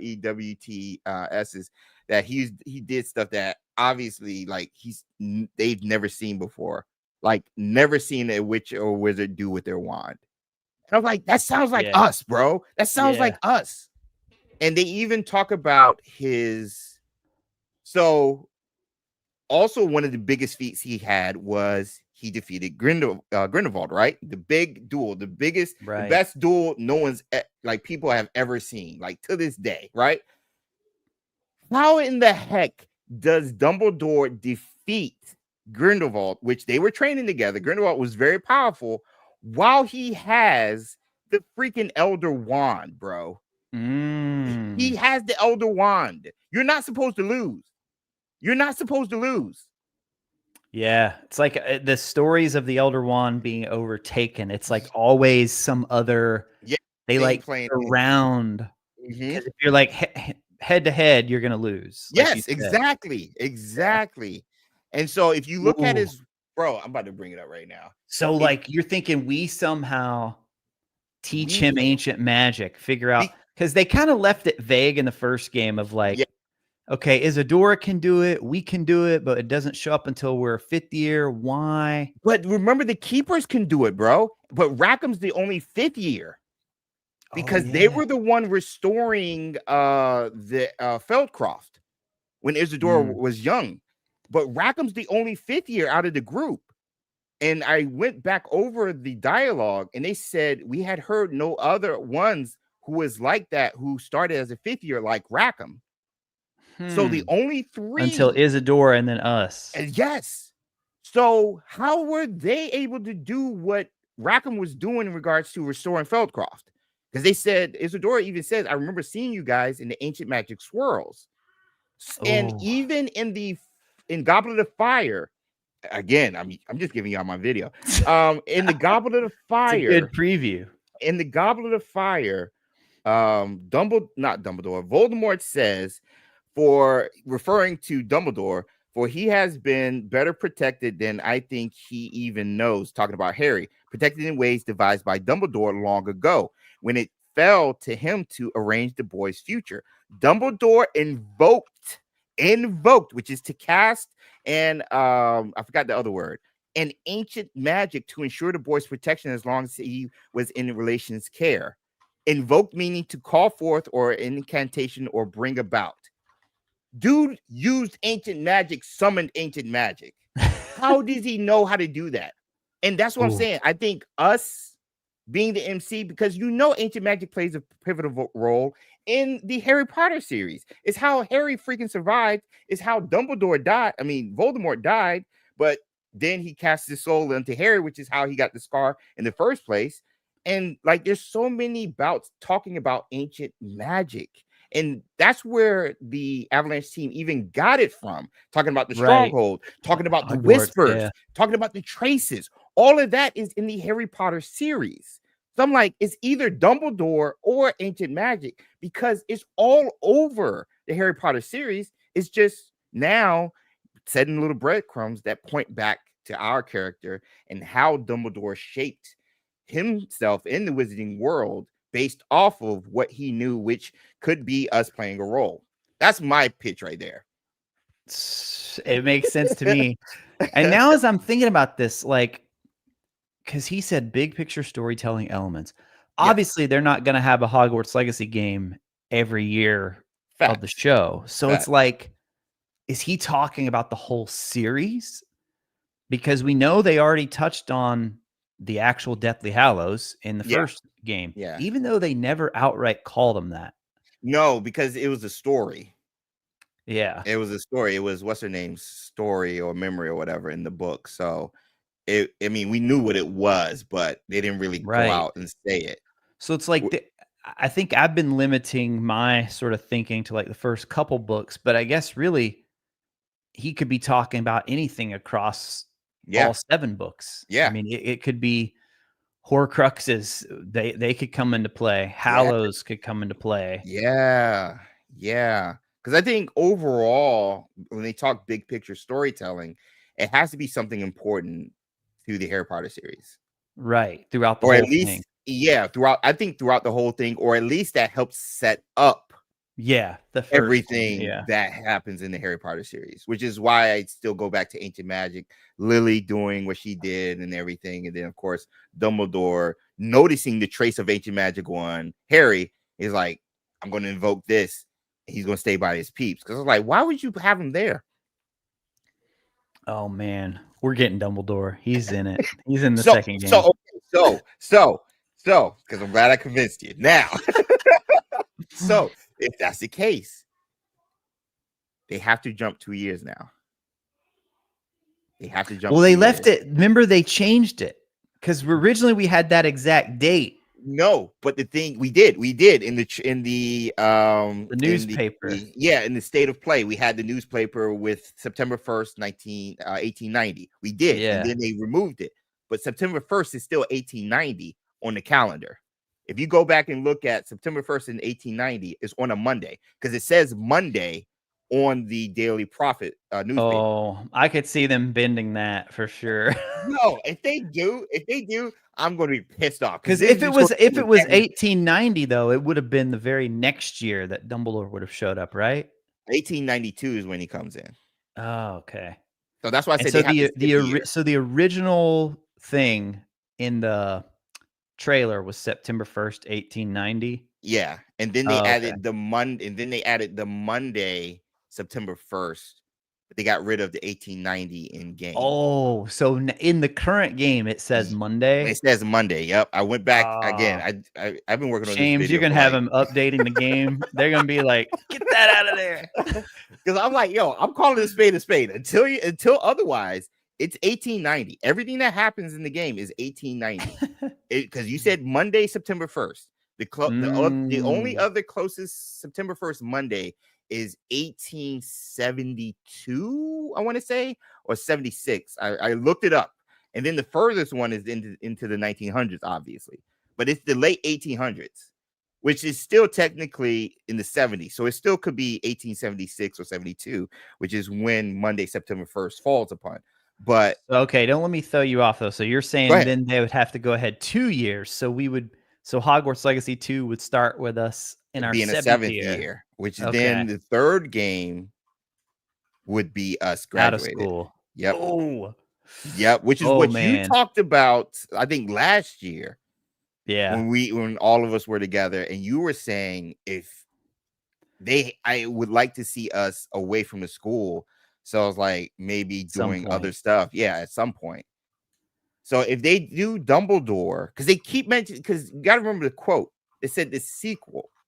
How they're going to tie the sequel to the Harry Potter series. So if they do Dumbledore, they have to go to 1892 because that's when he first starts. Unless because that's our 7th year also. That's our final year. We only have 2 years left at Hogwarts because we started as a 5th year.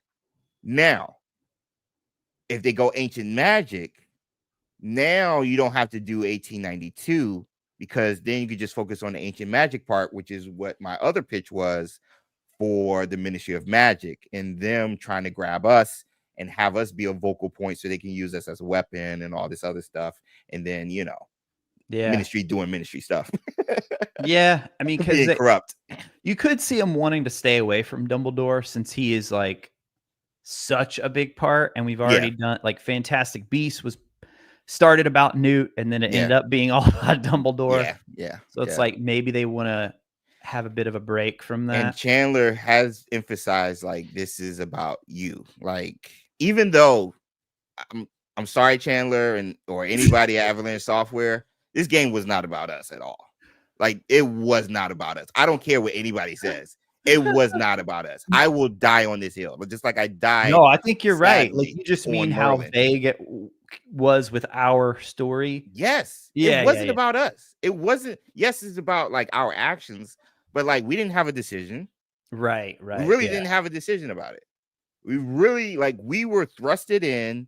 Hey, this goblin's the bad guy. Do something because you have ancient magic. I was like, whoa, let me get to know this dude. Like, let me find out why I'm doing it. Calm down. I don't know him. I'm not just going to start destroying enemy camps and stuff. Right. The most interesting bit about Ranrock came through that, was it a side mission? Even? Yes. I'm like, oh man, I forgot about that. Big part of the how he's mission chat. They thought he stole a wand, but he was just like picking it up to give back to what's his the name? Human. Yeah. And then that's where he got, I forgot about that. That was the most interesting part about Ranrock. I'm like, man, I feel sorry for him. Exactly. Like, bro, like, what's going on? Yep. Like, yeah. And like the keepers messed up with Isadora. The keepers messed that up. So we're literally covering up what the keepers messed up with. That's the legacy that was passed on. It's not about us. It's about the keepers. You can't forget about our boy Unum Blackwood. He could be out there somewhere. The evil Hufflepuff. That is not canon. But he is out there. It's not canon, by the way. Until they say Hogwarts Legacy is canon. It's not canon. So whatever that, go check out the video. So many, James. So many. So much blasphemy is being spread in that video. Go check it out. Even Harry Potter Theory made a video about it. He did with the same thumbnail. Oh my gosh. Yeah, I forgot about that. I can't believe they did that. But yeah. So I was like, it's not about us. So my thing is, no, I agree. Yeah, I agree with you. I think you're right. Yeah, the sequel has to be about us, and that would make sense if they kept Dumbledore for the last game. And we talked about when the game first came out how we thought they played it like a little safe with the story, and maybe for sure you kind of have to do that, I guess, to prove yourself. Now it seems they've got the backing. I can't remember if it was yours. Hold on, I can't remember if it was your interview with Troy or Alex over at Podcast Now. Yeah, I never had one with Troy. Okay, when they said you got to think of it, they didn't have all the toys they could to play with it, so which is kind of why it kind of felt safe to a degree, narratively and everything. So hopefully that changes. But go ahead, what you want to say? I was gonna say, here's the big curveball in all this, though, because one thing everybody is asking for, and we're kind of touching on it here with like our story mattering, then you're opening up choices, and multiple branching paths potentially. Yeah, like a true RPG. Then you got to figure out how to make all that work with whatever narratively. WB is wanting, Big saying, picture. hey, you got to lead Yeah. into the big picture of Harry Potter. Yeah. So that introduces a whole new element to it of like, because I want that. Like, I want I would rather have that than have it tie into the Harry Potter stuff. Like, I would For rather sure. have our choices matter For and sure. play a part in what's going on. Because, like you said, I mean, we're going around these goblin camps just torching everybody. everybody. And you know what's funny? I've been saying I've been playing Uncharted. Everybody always jokes about, because those games, you said you've never played it. It's like it has this Indiana Jones feel. Like it's just like Tomb Raider. Indiana Jones. Yeah. Yeah. Except Nate murders thousands of, like, you're just like, and it's just like they just keep this happy-go-lucky attitude through the whole thing. So you kind of have to suspend disbelief a bit. about Like, it. okay. Yeah, for sure. Because like for the very first scene, these guys start shooting at him, and this lady's like, she's a reporter, and he's like, here, take this gun, and she's just like, boom, boom, boom, right from the jump. So I feel like at Hogwarts Legacy, they were going for like, okay, guys, just suspend your, we understand. Yeah, have fun with it. Like, we know you've always wanted to cast AK. Here's your chance. Yeah, all that stuff. Yeah, for sure. I think it would be much stronger if our choices really did. Of our actions. Yep. Yeah, reflected how. And I mean, people viewed us. The stunning charm is a thing for a reason. Like, let us just stun a bunch of them and then throw them in a corner or something, tie them up, keep them out of our way instead of AKing them. Hey, Trisha, celebrate 22 months for Tony Squad. We're going to get into you guys' questions. Make sure you plop them in the question section at the top. But Trisha with the notification stating, make our choices matter. Also make AJ's trying to make Merlin more than just trials for pocket spaces. Yes, make Merlin important again, please. Oh my gosh. Scroll down and you gotta read AJ's comment. Where's AJ's? It's like the most recent. Will I get banned if I say that Nathan Drake hasn't murdered as many people? Mods, we would like to ban them. AJ. What's up, AJ? Everybody show some to AJ. The artist extraordinaire. The poachers, and we're just like, nah, let's sell all the creatures instead. And we have the option to sell creatures, by the way, for more gold. I was just like, oh my god. Hey, Nico, get the one XpectoGO membership. Let me get my nifflers and gifts in the chat. Welcome to Patronus Squad. If you got one, who is that? Niels, I think, got it. So welcome to Patronus Squad. Thank you. It's called Hogwarts Legacy. You can't leave the school. So, okay. That's the thing. But the key word, I think, is legacy. I think Hogwarts is just a part of it. You can always go back. Like, we always go back. And I think, I mean, because Alan, you go ahead. No, I was about to say, I think if they do the six year, we got the 5th year in the first game, 6th year in the second game, final year in the third game, which is the 7th year, then I mean, we'll still be students and it'll still be Hogwarts. But the legacy, even in the trailer, is ancient magic. So you don't need to be in school for that, even though it's called Hogwarts Legacy, but it's still, the legacy is ancient magic at the end of the day. And so that's what I think. But what were you saying about Alan? No, like how in that one developer insider, he said what we had to decide, like what the central thing was, and the one thing we kept coming back to was Hogwarts. Yeah. And they may change that for the sequel, but I kind of agree with the comment. Like, I feel like, especially for the second game, I feel like it still has to be a focal point, because a lot of people I know want to see other wizarding schools and Ilvermorny and stuff like that, and I just don't think it has that mass appeal that you would need to. It doesn't to get the same type of interest that this game did. That feels more like I don't know, like something that could happen in the process of the game. Like, you go there for a bit, or we go, we there's a DLC where we go with Natsai to Wagadu and learn a few things, become an animagus or something. And get bare bones of Wagadu, maybe just instead of fully building out the whole experience, though. For sure. I feel like Hogwarts has to stay the central theme.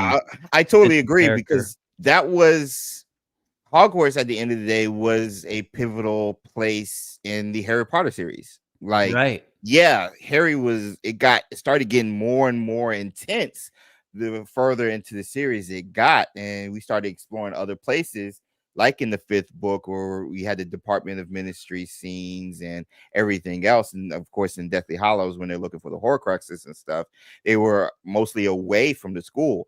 But I mean, I think that was the charm of it, because it felt like they were still kids, but they were doing a lot of mature things and having to deal with a lot of stuff while also dealing with immature things like, who am I going to take to the U ball, and does so and so like me? Like, I think that balance was pivotal, and I totally agree. I think you have to have that balance here. Dude, I just thought of something that they need to steal this if they haven't already thought of this and implement this. So you know how we've talked about, we're like, oh man, if you do the second game and it's at Hogwarts again, how are they going to keep things fresh and interesting if it's the same castle?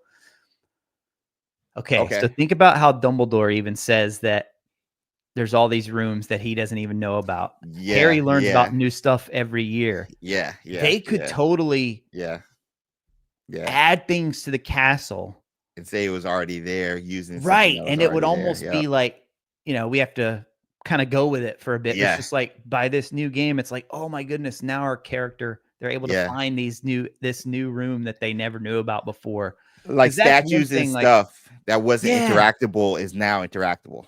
Yeah, as great as the castle was, it's like, I still wish there were more secrets and more things to like find in there. Because it's so fun to just walk around and spend time in the castle, but it's like, we needed just a bit more of like, we needed more like to the do. ghost room, like finding finding stuff like that was so cool. The postal rooms, the wolf room that you found and everything. Right. Yeah. There's like more stuff like that. For sure. No, I totally exactly. Cindy, agree. The castle is sentient. It can change. It can change. Yes. So that's what we talked about this probably like last year with all of us. I was like, it moves, bro. Like, the room requirement doesn't just pop up. The castle does that. The castle recognizes. They can totally add new things. Yeah. So they can definitely do that on top of, obviously, you're a 6th year, so your classes will be sort of different than it was as a 5th year, and same as a 7th year. Yeah, so new professors, new classes that you have to take, which possibly mean new skills, spells, potions, all those other stuff, because you're becoming more and more advanced. So, like, at the end of the day, like, Hogwarts has to be the vital role, because I think that's what everybody, casual people, gamers, and hardcore Harry Potter fans, they wanted to explore the castle, which is why during the gameplay showcase, that's the first thing they did, was showcase the castle, because they knew that would be the draw. Everybody wanted to walk around in the castle. So for sure, like, you can do so much and not have it be old within the castle, for sure. They still need to take you outwards, in my opinion, because now I think you have to get serious, especially if it involves us and any decisions we make. Now, this threat, whether it's our ability to use ancient magic, or we find somebody else who can use ancient magic, who might be from another country or whatever. Now you got to start expanding, because we've explored the Scottish Highlands. Now we got to get into London, Ministry of Magic, manipulation, corruption in the ministry, whatever. And I've already pitched that idea, but you have to expand while against remaining keeping Hogwarts as the central thing that ties it all back together, for sure. One thing I hope they don't do, and I've heard you hint a little bit at this with your time turner theory on what's her name's neck. I hope it doesn't do any time travel. They're not. Don't do any time travel, please. They are locked in. Avalanche is locked in. They're fans. They read all the forums, all the Tumblrs and the fan fictions, all this other stuff. And because they know the community hated that in the Cursed Child. They know they hated that. So there's no way. Because have you seen a Red Cursed Child? You did, didn't you? Yeah, I read it. I read it. I haven't seen it in person. Like the play, like watching it is, I recommend it. It's so cool. Everybody but then says like that, then when you really think about it, it's like, Yeah. oh my, what are you doing? You What are you ruined doing? everything. You Like ruined Cedric. You ruined yeah. because the Yeah. way the time travel works, it's just like it works fun. And this is the biggest. I can't believe JK went forward with this. You know, she even She says like said it's it's canon or canon. whatever. I'm like, Yeah. stop, please stop.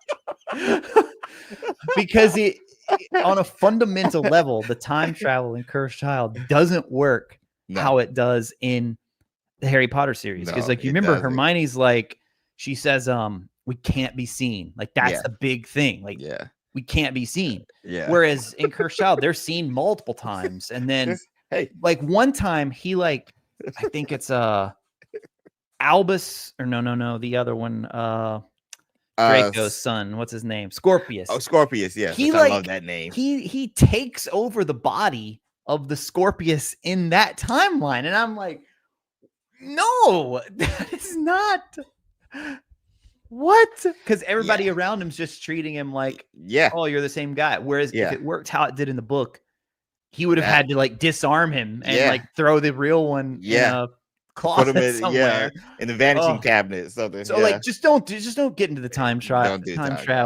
They mention it though. There's way too many complications. They do mention it with Hecate though in her backstory. Right, yeah. They do mention it. That one's I'm more intrigued by because it's the whole that room in the ministry, right? The time room, yeah, exactly. Yeah. And she was an unspeakable. So like that's which is why I'm like, yo, she knows something about ancient magic. I don't care. She knows something about ancient magic. Yeah. She might have been tied to a specific department within the Department of Mysteries, like time or the love room or anything like that.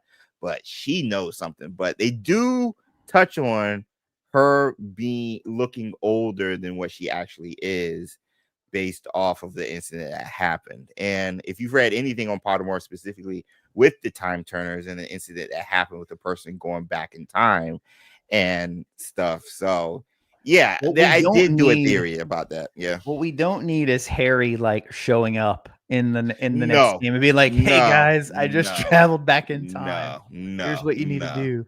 Don't do it. Don't do that. You already have enough there within the castle, within the timeline, within other characters like Dumbledore. Nicholas Flamel is still a thing. Like he's around. Like you still have all of these things that can connect it without having Flamel. Yeah, we could run into him. Yeah. Oh yeah. Nicholas Especially if we go outside the school. Yeah. Because he was what 500-600 when he died. I want to say, I think it was 500. Wait, wasn't it like he was 666 or something? I think. Yeah. Wasn't that it? Yeah. So Dumbledore died when he was what 112 or 18. I can't remember.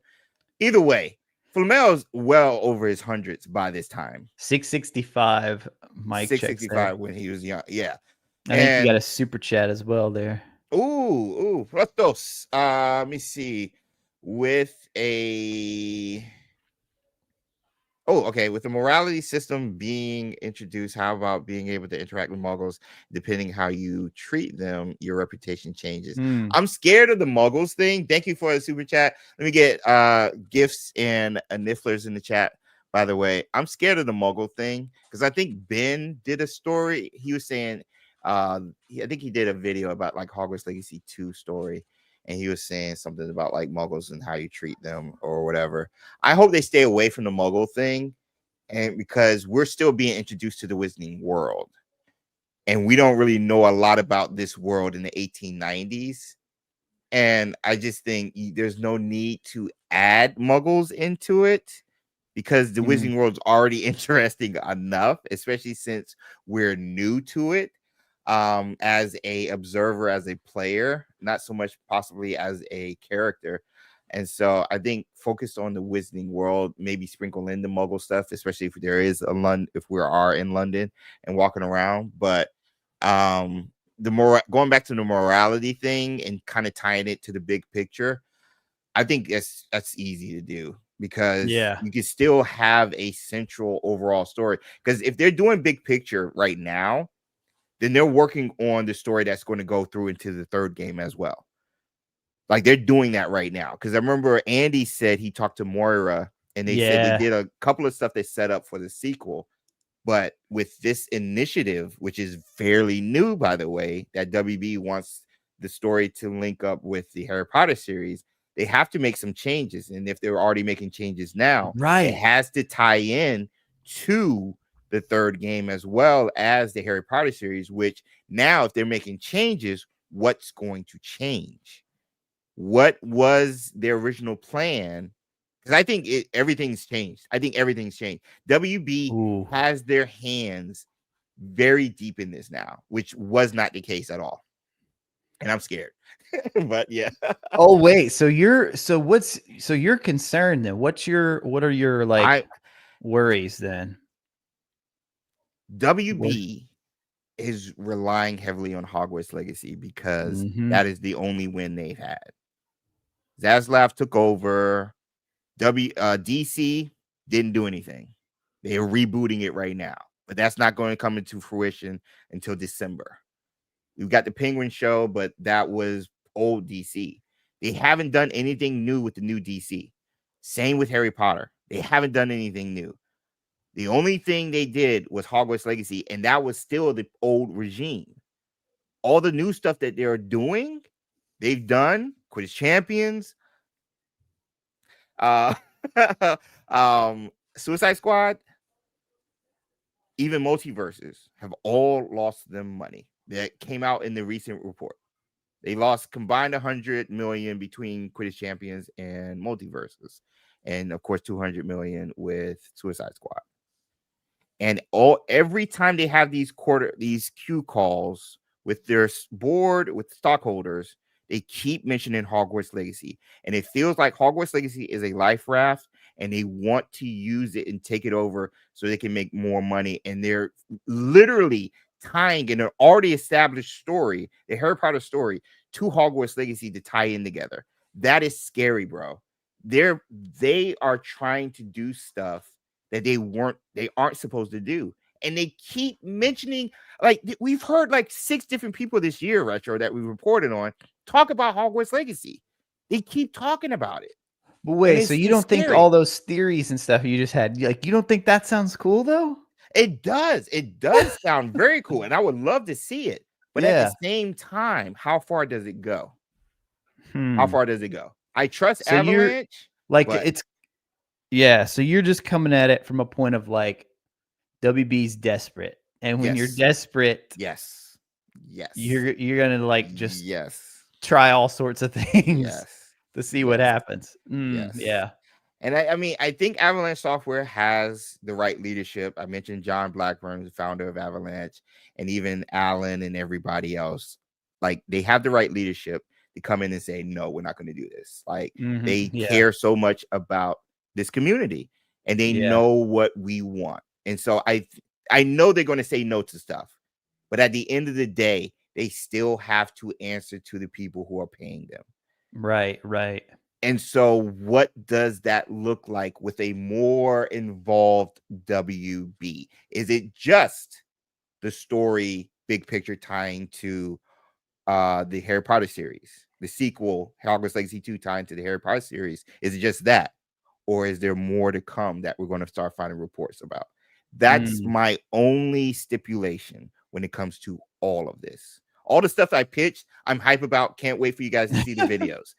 But at the same time, I just have that cloud where let Avalanche cook. That's all I gotta say. Exactly. Just leave them alone. They're gonna print you money. Because remember, they said we're gonna focus on live service stuff. Right. Remember they said that, and they mentioned the Harry Potter franchise, and also Luke Stevens has also been looking into it, just like you and I. The job postings. Do you remember seeing live ops on any of the job postings back in the day? Not initially, but there was one where I did see it had been, can't remember if it was your video or Support Crow or somebody I saw where, now there's one with live mention of live ops. But the thing is, no, I found two. Yeah, but like in the listing, right? Right. Yeah. Right. One line. But the thing is, do you remember hearing that or seeing that back in 2021, 2022, 2023, because we were all looking at job listings. We were all looking at LinkedIn. We were all looking at all that stuff. Do you remember seeing anything like that? Yes. Okay.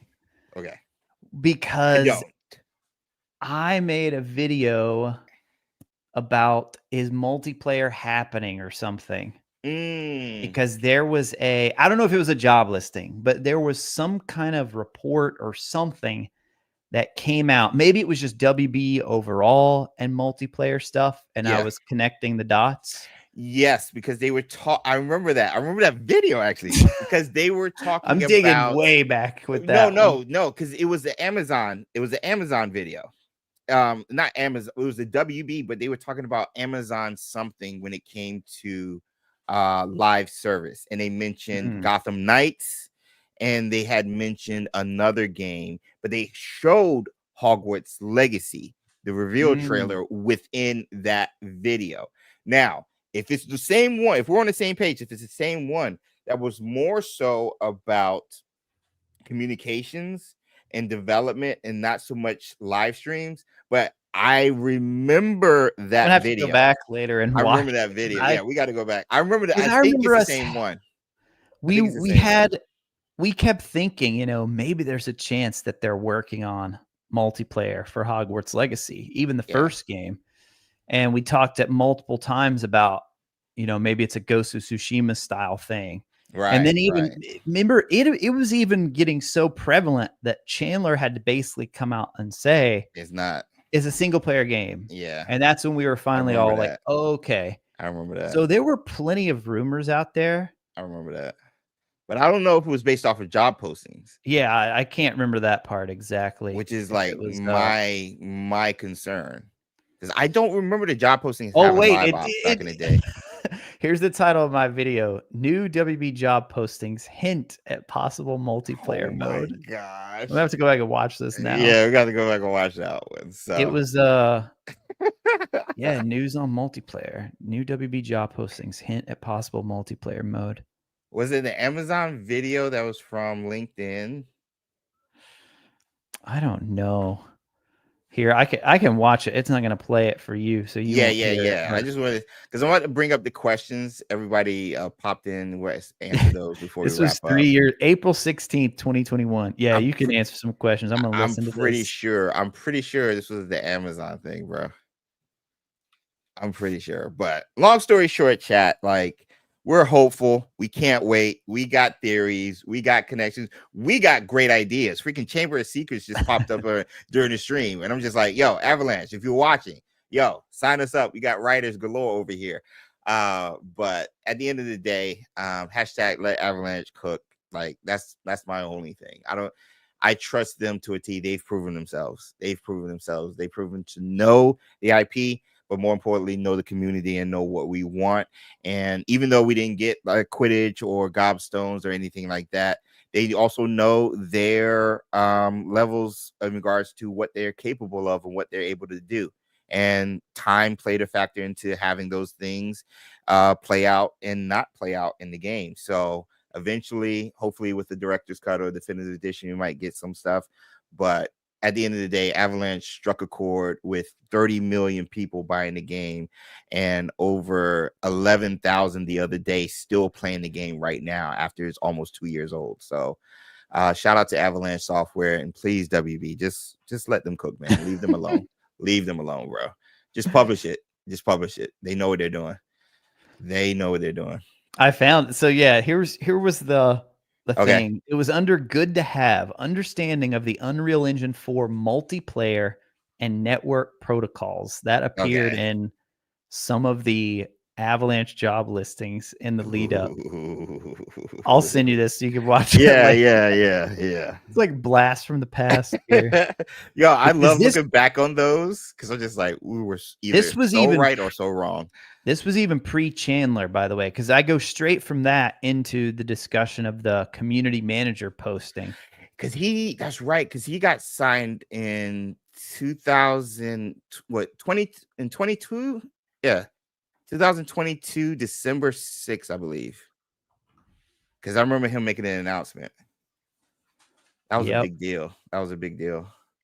All right, I'm going to bring up you guys' questions. Thank you guys for hanging out so much. How many likes do we have so far, by the way? Whoa. Did I miss something? No, okay. I'm catching up in chat. Okay. There may have been a second super chat. Veridicus Mind. Veridicus. Yes. How are they going to handle classes and spell progress? Ooh, I think classes, I think you just introduce new classes, because I mentioned earlier your 6th year or 7th year, so your classes are going to be a little bit more advanced. So your spells, I believe, with spell progress would also have to be a little bit more advanced. Maybe we can do a fire tornado with Incendio. Maybe they add a little bit more of a spell effect with the already established spells that we learned in the first game, and so those spells get amped or amplified or progress, while also introducing a couple of new spells at the same time that we're kind of novice in. So maybe you have the ability of a level 2 Incendio, but you only have a level 1 whatever new spell we get introduced in the sequel, and kind of go from there. Because I think, like Retro even talked about, they still have to do the tutorial of us learning how to do it. And the dueling club was a great way for us to get used to the combat. So I think you have another dueling club, or maybe outside or whatever, and you go from there. But yeah, and I do think there's I think they have heard I guess you could call it constructive criticism on people wanting more of a class student experience. the sim. And I could see them implementing more of that for the second game. I honestly hope not. Really? If they do, I hope it doesn't take away from everything else. Yeah, the way they did the classes, it was cutscenes, and I wish we had more involvement in it, like a Magic Awaken to a certain degree. Hey, but at the same time, I'm like, I don't know. It's not a class. It's not a Hogwarts sim. Everybody say hi, by the way. Everybody say hi, Sue. Hello, Sue. So I'll be fine. If they do that, I hope it doesn't take away from the other stuff. Because again, I think they have to go very serious now. And it has to be about us. The game has to be about us. I don't care about the keepers anymore. That's just my 2 cents, though. Let's answer some questions right quick. This is from Scarlett Maximoff. How long did this take to plan out? Oh, the stream? Is that what you're referring to? No planning. No plan. Hey, are you available Wednesday? No, maybe this. Yes. James and I could do a 2-hour stream on like a single room in Hogwarts Legacy. I think at this point, anything. It could. I don't know. That person might be newer. I don't know if, but yeah, James and I, we've been doing this for a while, so we've had several streams together and talk a lot offline as well. So yeah, exactly. It's always a good time hanging out. So yeah, no planning. Just reached out. I have I'm not saying I'm special or anything, but I have Ben and Retro's phone number, so I could just text him bro, no what's good? Deal. No big deal or anything. It's whatever. But yeah, just reached out. Hey, what your week's looking like?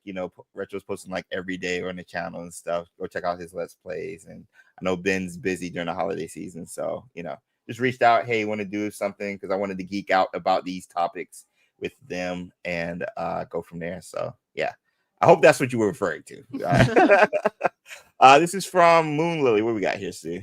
What story changes do you want for Hogleg 2, and what direction do you personally think the game should go? Darker storytelling or remain family friendly? That's a good question. That's a loaded question. Retro, take that away. I mean, it's going to remain family. Well, if you think the first game was family friendly, so you could argue there's some elements that weren't. But no, it's gonna stay the T for teen. I don't see them going the M route at all. But I mean, I don't think they're going to shy away from the darker storytelling. Everybody talks about the Haunted Hogsmeade being one of their favorite quests, and it felt so different from the rest of the game. So they could lean into more of that for sure. In regards to changes, do you want just take the focus away from the keepers and just focus on us now? I mean, I don't think they can do backstory for our character because all of us have different iterations of the main character who can use ancient magic. But I think kind of figuring out why we're doing what we're doing to a certain degree, I think should be the focus. How are we emotionally after Fig has died, who was our father figure? Spoiler alert. How are we with Seb? You know, him, the decision we made with that. How are we carrying the weight of these 4 old cats from 400 years ago and the decision to what to do with ancient magic? Like, how much does that put on us? And those 3 things, how does that inform the way we move going forward within either the sequel or the 3rd game? Oh yeah, that's a good question. What kind of responsibilities does this power come with? Exactly. Because the first game was we were in training. The keepers were testing us, and now we passed all the tests. So what do we have, like, stuff that we have to go take care of now that has been kind of getting worse and worse? That's what I'm saying. Like, without the keepers there to what's fix the it? bigger picture for that now? We are carrying the legacy now. So what's the bigger picture? Like, how does that overall going to affect not only Scotland, not only Hogwarts, but the overall wizarding world? Especially, word is getting out that you got a student who started as a 5th year and could do ancient magic. And do they run with us telling the world about ancient magic? Do they run with it not? Like, there's a lot of stuff they can go with. What if there's someone else somewhere else who has ancient magic? I said that and earlier. We have to go give them tests. And they're evil. Dumbledore, bro. Dumbledore. No. Dumbledore. I fight that. Dumbledore. And I mean, if you think about the good ending, is basically like, we must keep it secret. That's oh yeah. Yeah. I was like, as if the students didn't feel that earthquake that happened underneath their feet and everything. But right, like an obliviate thing, and it sticks. The teachers didn't go down there and like, like all, like, it's out there. I don't care what happens. It's out there. We're doing something. They heard of us destroying enemy camps. I think I've heard you talk about this, James. Like, at some point, you could definitely have the second game. The ministry's got to show up and be like, okay, what's going on here? Like, this is something we have to. I made a video out a little more closely about that, saying that the ministry has so many connections to us because they said the field guide came from the ministry. They said all Fig worked at the ministry. George worked at the ministry. All of these cats, like, the ministry has so many hands tied to us. They have to come in and be like, what happened? You can't tell me parents aren't upset about what was going on. It would be really hard to explain a lack of the ministry. Exactly. Like, because I think if they didn't include it, they would try to explain it. Yeah. I don't know how you can explain the ministry not following up on all of this stuff that happened at the school. And I went the route with Order of the Phoenix, where undesirable #1, you know, like, hey, Fig died because of this and whatever. But instead of Voldemort, everybody's saying Voldemort isn't back. They're saying ancient magic doesn't exist, or they're saying none of this happened with the goblin. And so we're like, bro, no, it did happen. And the ministry's like, bro, shut up. Like, you don't know what you're talking about. And so now, which is where, again, check out my freaking videos, guys. Which is now where the morality can come in. Because now you can go, oh, okay, I'm going to buck the system. And I'm going to go after the ministry because they're deeming me a liar and somebody who is uncontrollable. So I was like, I'm going to be uncontrollable. Or you can go the light route. And I was like, yo, I'm going to clear my name and I'm going to prove that all of these happen. That's where you can go to morality if you implement the ministry. So I'm just like, that's what I think. That would basically be 2 different games. Yeah. But the thing is, they were limited in the first game. So now they got more power. Avalanche, in regards to Avalanche, They have a lot more freedom. WB's like, yo, do whatever you want because it's printing money. Ooh, Jack makes a good point too. It's possible someone at the ministry is dirty and has told Rookwood, or Rookwood told somebody, about all that. Again, I mentioned corruption. It's the ministry. Come on. Like, yes, there's somebody dirty. If the ministry is involved, there's corruption. Yeah. So, like, maybe even if they did go with a good ending, there's either way, somehow it could still get out that, Yep. Because the good, okay. So, what was the bad ending? It's like we release it, but even then, it doesn't. You don't know what that really means. That's what I'm saying. Like, what would that do? Like, I don't see how that's bad. Like, they kept it secret because they didn't trust people with the power. Yeah. Because Isadora did it. But I'm like, wait, not everybody can manipulate it. Like, didn't you say it was hard to do anyway? Like, we're the only ones that can. We're just running around using it all the time. We're throwing lightning bolts and turning people into chickens. So, like, what are we scared of? What law did we break? What law did we break? I was like, we need to be right there with Seb. Like, so I'm just, yeah. But those are the changes we talked about. Cindy, what do we got, sir? Cindy said, have either of you been invited on secret work trips lately? If you know, you know. Oh, that's a blast from the past right there. Great question, Cindy. Amelia asked, most anticipated new creature you'd like to see in Hogleg 2? Ooh, creature. What's the Zoo? I would love to see the Zoo. In the UK? That's right. It is. That's right. Circus. Traveling circus. Traveling circus. We see a zoo in London. Boom. I want to see a Nundu. That's what I want to see. You love the Nundu. I want to see it. You love the I'll say Kelpie. You could do more with like the water. True. That feels Kelpie. A lot more likely. Yeah. To see a Kelpie than those. I always forget about the Kelpie. Because it seems like there's some Kelpies in the art book, aren't there? Yes. It's on the Merlin robes. On the robe. It's on the Merlin robes. It's on the Merlin robe? Yeah. Or no, the I mean, not Merlin robe. Its own robe. The I can't think of the name of it. One. Collector's edition robe. The green one, but it's the collector's edition one. Kelpie robes. Kelpie robes. Oh yeah, Kelpie. There we go. That's it. We got there. We're saying, what's that robe? We want to see a Kelpie. It's somewhere. It's the Kelpie robe. We have so much up here. We can't even think about normal stuff. Sorry, Chad. Thank you for the help. What we got next? Merlin wants you and Retro to check your DMs when you get a chance about someone wants to collab. Oh, Mr. Keys. Yeah. I did see that. I did say hi. I gotta set up a time. Yep. Thanks, Merlin. Perez wants both of your perspectives about the director's cut Hogleg.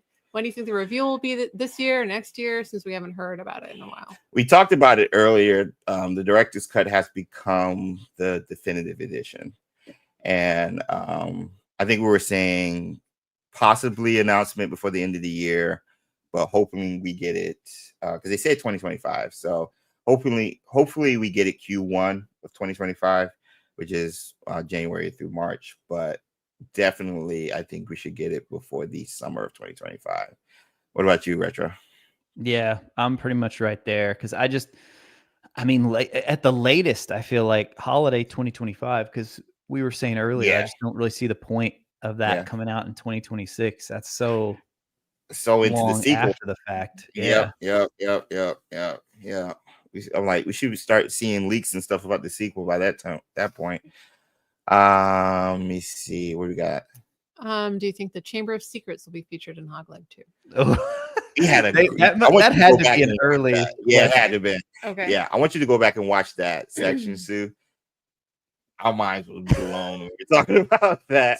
Okay, I'll have to watch it. If not in Hogwarts Legacy 2, I think possibly Hogwarts Legacy 3. A lot of people requested it at the beginning of the development of Hogwarts Legacy when we were getting more and more information and like, hey, what could we see? And the Chamber of Secrets was up there, and so or at least one of the stuff people wanted to see in the game. So just to give Sue the very quick overview, we found a Wizarding or Pottermore article that said, a J.K. Rowling article that said there was evidence the chamber had been opened multiple times after Slytherin, but before Tom Riddle. I'm like, okay, the door is wide open. Yeah, we might as well start the game in there. I think it was Becky or somebody else who said Ominous is blind, so the basilisk wouldn't affect him and he's an actual heir of Slytherin. He can control it, and we see him use Parcel Tongue anyway in the game, and so like he would be able to control the basilisk, but he would know where the chamber is. And so just like with the Sebastian quest, when we went and found Salazar's secret chamber, I think you can do that with the Chamber of Secrets, possibly if you want to go bad and you want to get some dark magic or something like that. Hey, Ominous. That is where they store it.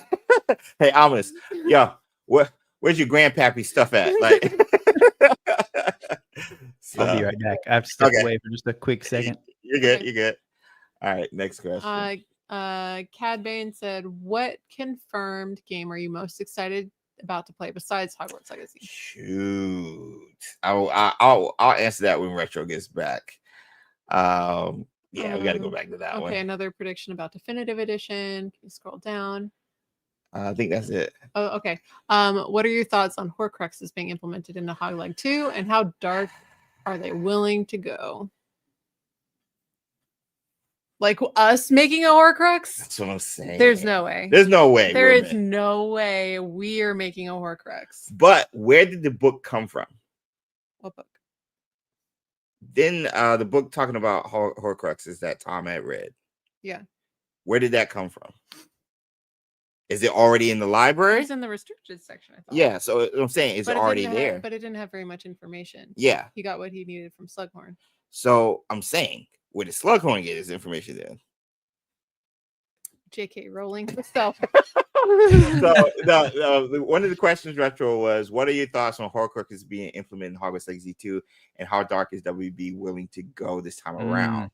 And I'm like, okay, Tom got his information at a young age from the restricted section from a book. The book, when was that put into the restricted section? Is it already there by our time period? If so, is that something Sebastian might want to explore?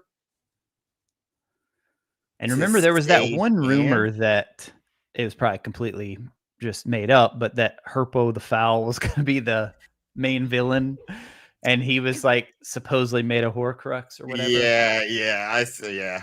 I mean, this kind of gets back to the whole thing we were talking about with this big picture storytelling elements, right? That they're trying to tie into the main series. What do they mean by, like, how big picture are we talking? Yeah. Is it little small nods, or is it things like a Horcrux? Yeah. I don't know. I feel like Hallows would be more likely than Horcrux for some reason. For sure. Even though that's literally the name of the last book. Yeah.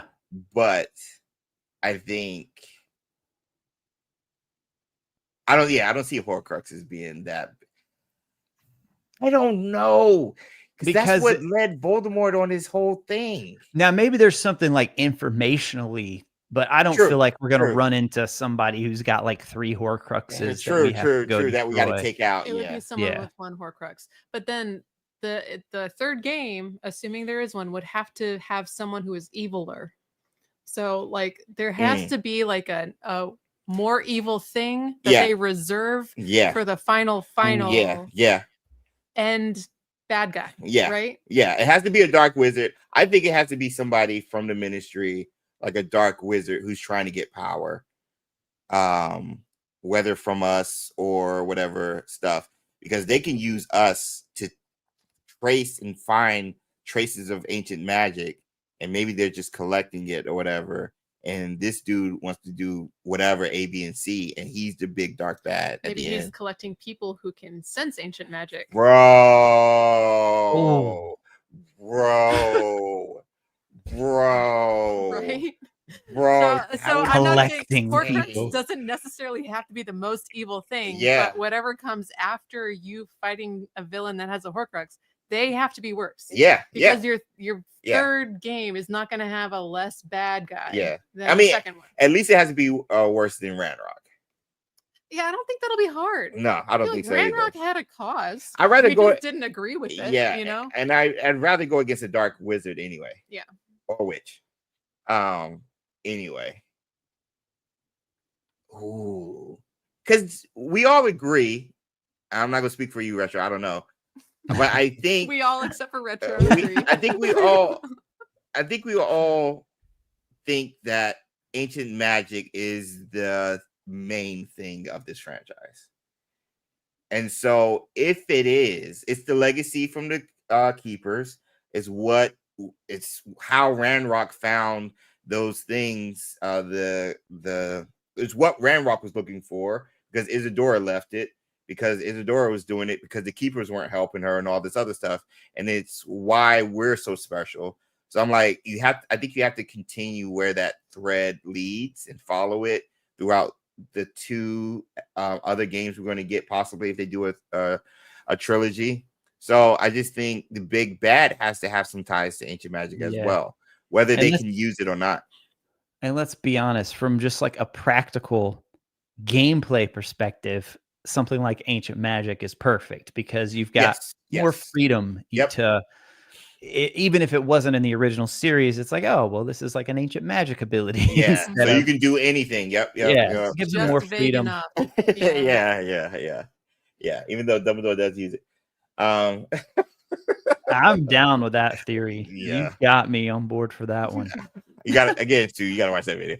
The earlier part. Yeah, the earlier part. I wanted to save this when you got back. This is from Cad Bane. What confirmed game are you most excited about to play besides Hogwarts Legacy 2? Ooh. Yeah, that's what I said. That's a good one. Confirmed game. That's what I said. Did you give an answer yet? No, I wanted to wait for you to ask the question and try to answer. I mean, like, I bet a lot of people are probably expecting GTA. I'm not like a big GTA guy. Like, I've enjoyed some of them, but I'm not like. I grew out of it. I'm just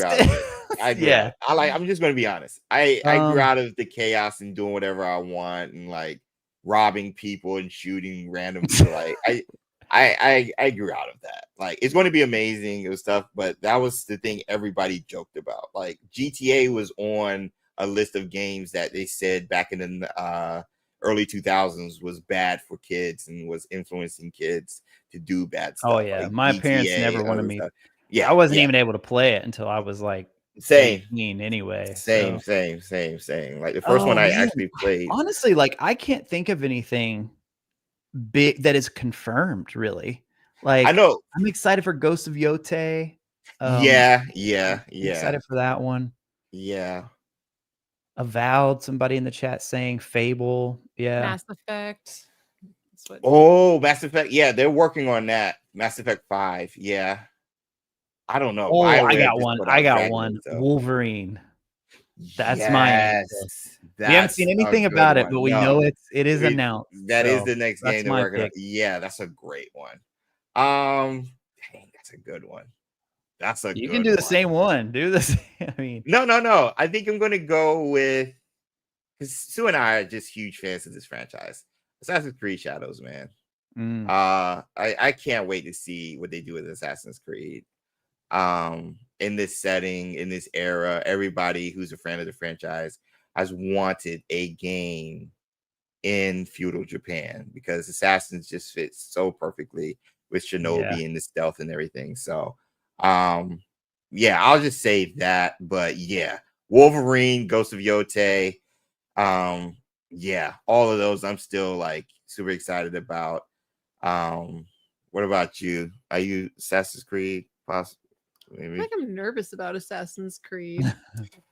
I'm most excited to play it because I don't know, like, if all the rumors and all the stuff everybody's saying is like legit or not. You know what I'm saying? So I just want to see it.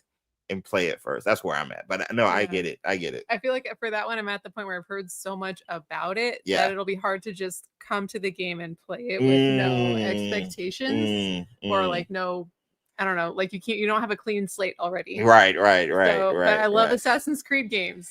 Like we literally played it when we first got married. We just took turns playing Assassin's Creed 2. Yeah. Like I would do the puzzles for him. Like that's what I hate puzzles. Guys, I still haven't done the puzzle stuff. I was about to say, have you finished the Depulso? Nope. Still haven't. You got to do that to get some of the best. I know the gear, that white joint. I was wearing that outfit. Jim's like, "Where'd you get that?" She's like, the Depulso. I was like, "Well, I'm never getting that one." But yeah, so Assassin's Creed, like I have just about every game, and it's something that I found out Sue enjoys as well, that franchise, especially the first two. I liked that before I knew James. Yeah, before, yeah. That was a pre-James video game franchise that I like. No other like upcoming ones that I'm super excited about. Yeah. I do still want to play Gollum. Oh my gosh, yeah, I gotta do a Patriotic Squad only thing for that one. Like, oh my gosh, I forgot about that. And there's some great games or like well-received games that have already come out that we have. That we just haven't played yet. Yeah, we haven't. There was like a Mines of Moria. We didn't play that either. For some reason, I can only think of Lord of the Rings related games right now.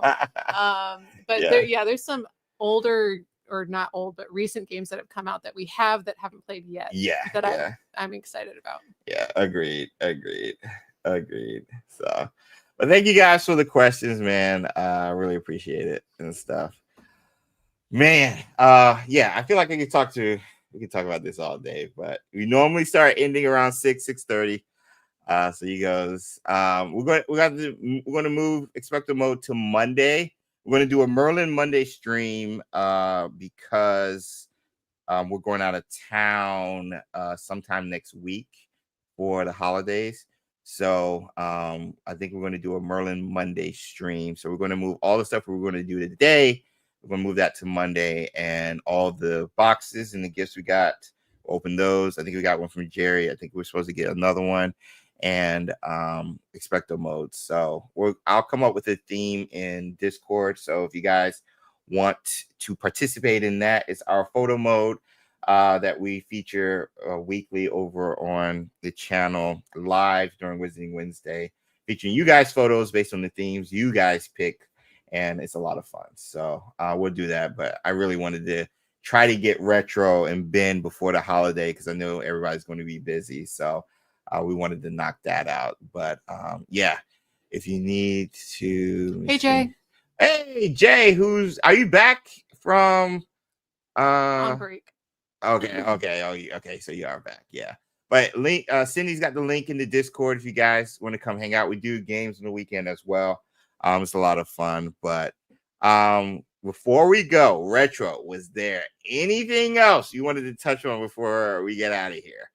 Is there anything else you wanted to touch on? Because I think we touched on the definitive edition. I think we did, yeah. We touched on, obviously, the sequel, kind of explored that part of it. We even touched on possible live service and concerns there, and touched on gaming overall when it came to the Game of the Year awards. But I don't know why I feel like there's something. The biggest thing is I'm just settling into that point of I'm just ready for something concrete now. Right. I'm kind of over the rumors. Right.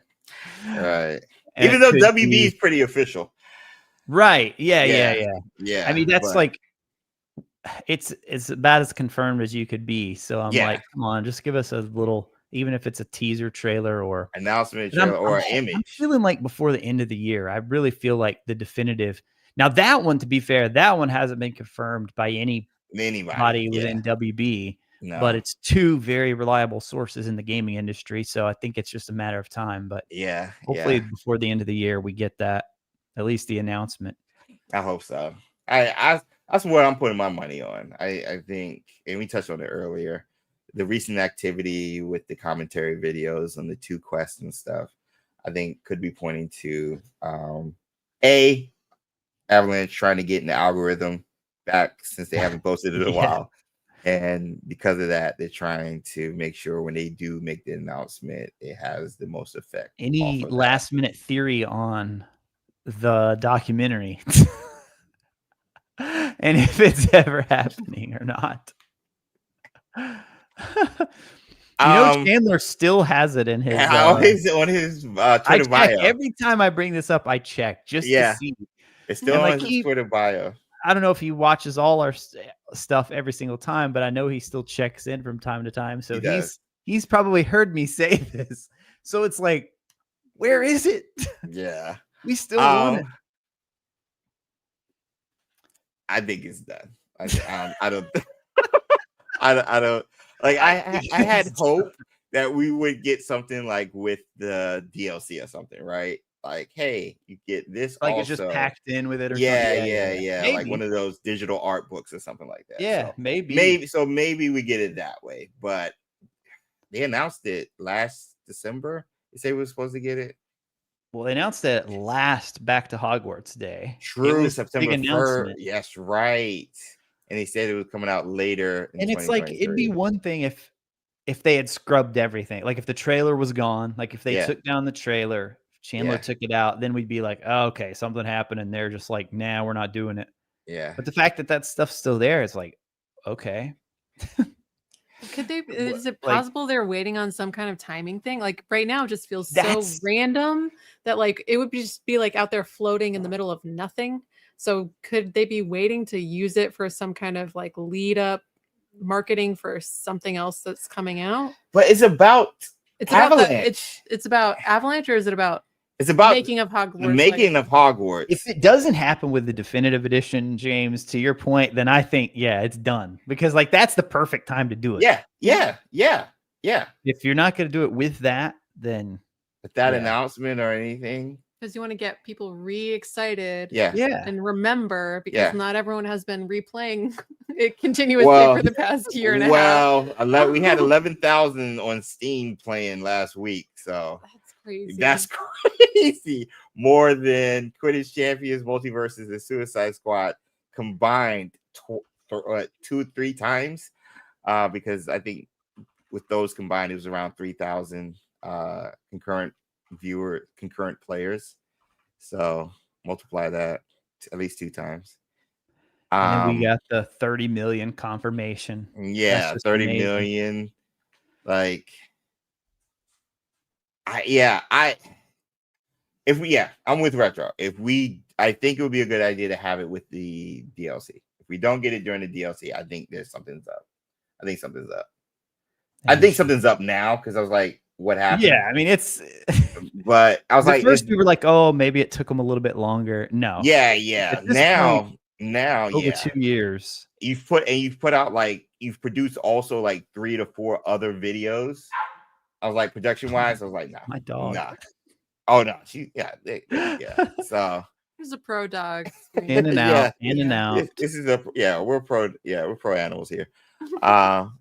So that's my hog leg on Steam. I bought hog leg on stream recently. Exactly. Nice. JP Raven. Exactly. I still see people streaming it on Twitch. Yeah. When do you think the announcement of the Definitive Edition will happen? Becky, at the end of the year, I think next month, if not beginning of next year, announcement, and then we'll get it. What's going to be in the DLC? According to Insider Gaming, it said we were looking to get 10 to 15 extra hours of content of new game. I don't want to just say random stuff. Let me read it. So I'm just not saying stuff. Gaming. Cindy wants to know, while you're looking that up, Cindy wants to know if Retro also has to do a pirouette. Oh, shoot. That's right. 100. Do we have 100 likes? Yeah. It's we do. Yeah, you got it. Sorry, Retro. That's a prerequisite. You got to do it. Definitive. It's going to be technically excellent. You've done it before.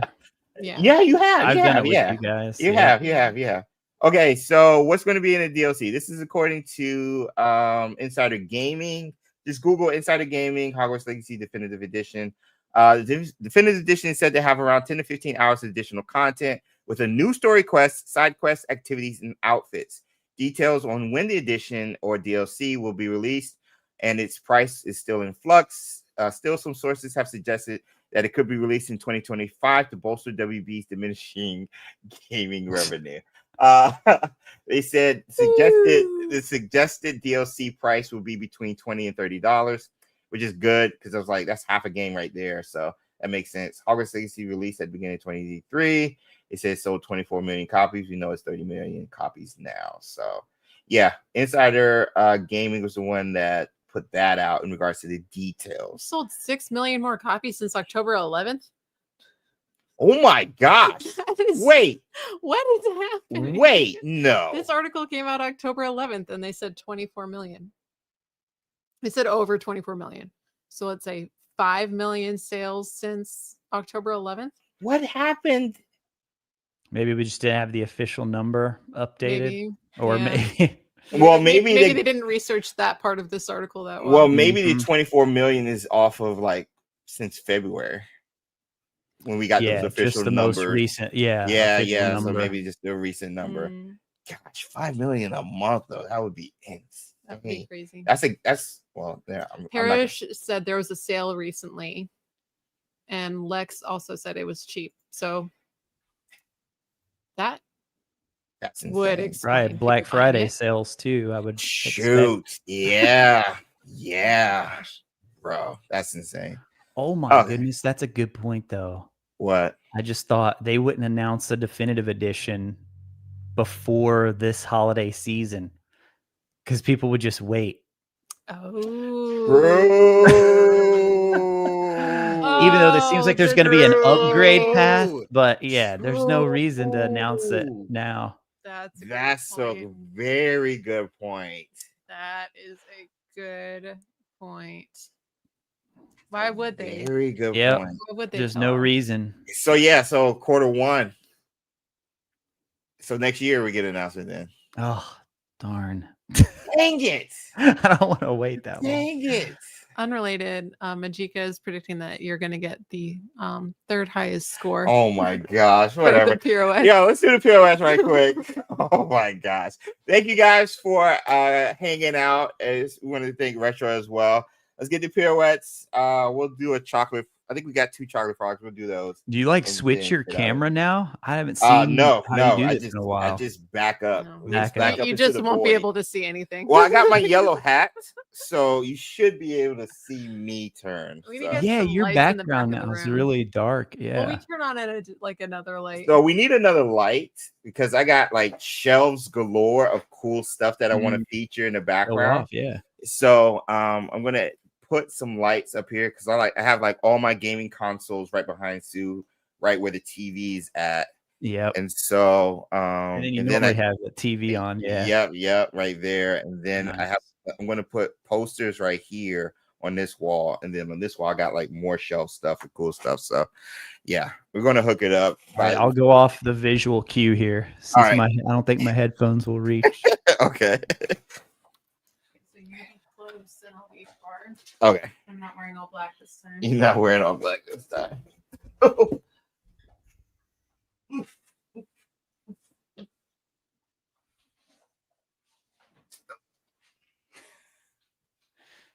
I don't have enough room, guys, in mine.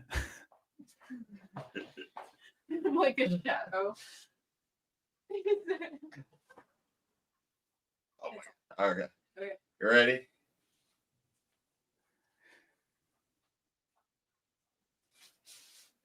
Three.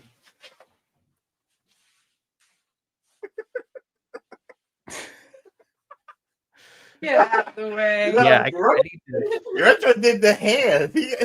Retro did the hand, bro. Some serious style points. I needed the to like move my camera up, but I didn't have enough time. And aggression. Oh my gosh. All right, what's the score is going to be like? That's the question. 10 out of 10. Nice hand modeling. We got 10, 10, 10. Really gave me 10 out of 10 and 9 3/4 for both you and Retro. Oh I like that one. No perfects. But Twim gave all three of us a 10. Hey. Denebula gave 10 to James for technique, 10 to Sue for speed, and 10 to Retro for picking it up quickly. Thanks, Denebula. Hey, okay. You see us. Andrew said, nailed it. Cindy said, the headless dancer. Yeah, I was a headless pirouette there. Yeah, we have depth in our office. All right. Guesses, Retro, feel free. What do you think? What chocolate frog do you think we're gonna? Well, I'm sorry. What card do you think we're gonna get? Of course, he gave you a 6.5. We're from the same area, of course. What is up, man? Oh my gosh! I feel at least one Hengist of Woodcroft tonight. Yay! Ginger stud. Always. Always Rita I with think Amelia. I think we're gonna get Beatrix Bloxham. Bloxham. We always get her lately, but I want Jacunda Sykes. Yeah, Jacunda. Mm-hmm. Merlin and Double says Light Star. If not, it'll be a more obscure card, says Cindy. And we got more 10s out of 10s from David. Helga and Merlin says Parrish. Let's get that Hufflepuff love. And we got Merlin says Perez. Let's do it. New surprises or Jacunda and Helga. You have them all, right? Yeah. Well, yeah. You've opened so many of these. Somebody asked what you're missing. I was like, I don't think they're missing anything. Well, if we're missing it, how do we know what it is? It would have to be a new one. I mean, but like, is there a list out there? Yeah. There's a list. There's a list. All right. What you said, Jacunda? I want Jacunda. I'm saying, what do you think we're getting? I said Beatrix. Beatrix, she said. I want Helga or Merlin. I think always. I think we're gonna get I don't know. Ollivander. Let's get Ollivander. Let's see Ollivander. Oh, a short text. Short text on mine too. Oh shoot, this might be good ones. All right, 1, 2, 3. Merlin. Yes. Nice. Who is that? I can't tell. Oh my gosh, yeah. Who do you have? The Arithmancer. Bridget Winlock was the first to establish the magical properties of the number 7. Oh, all right. Hey. We love STEM ladies. Well, we got Merlin. I need my Merlins in the chat. Let's go. It's been forever since we got Merlin. We just needed Retro here, man. We just needed Retro to get Merlin. Bring the Merlin vibe. It has been a dog's age. Look at my boy.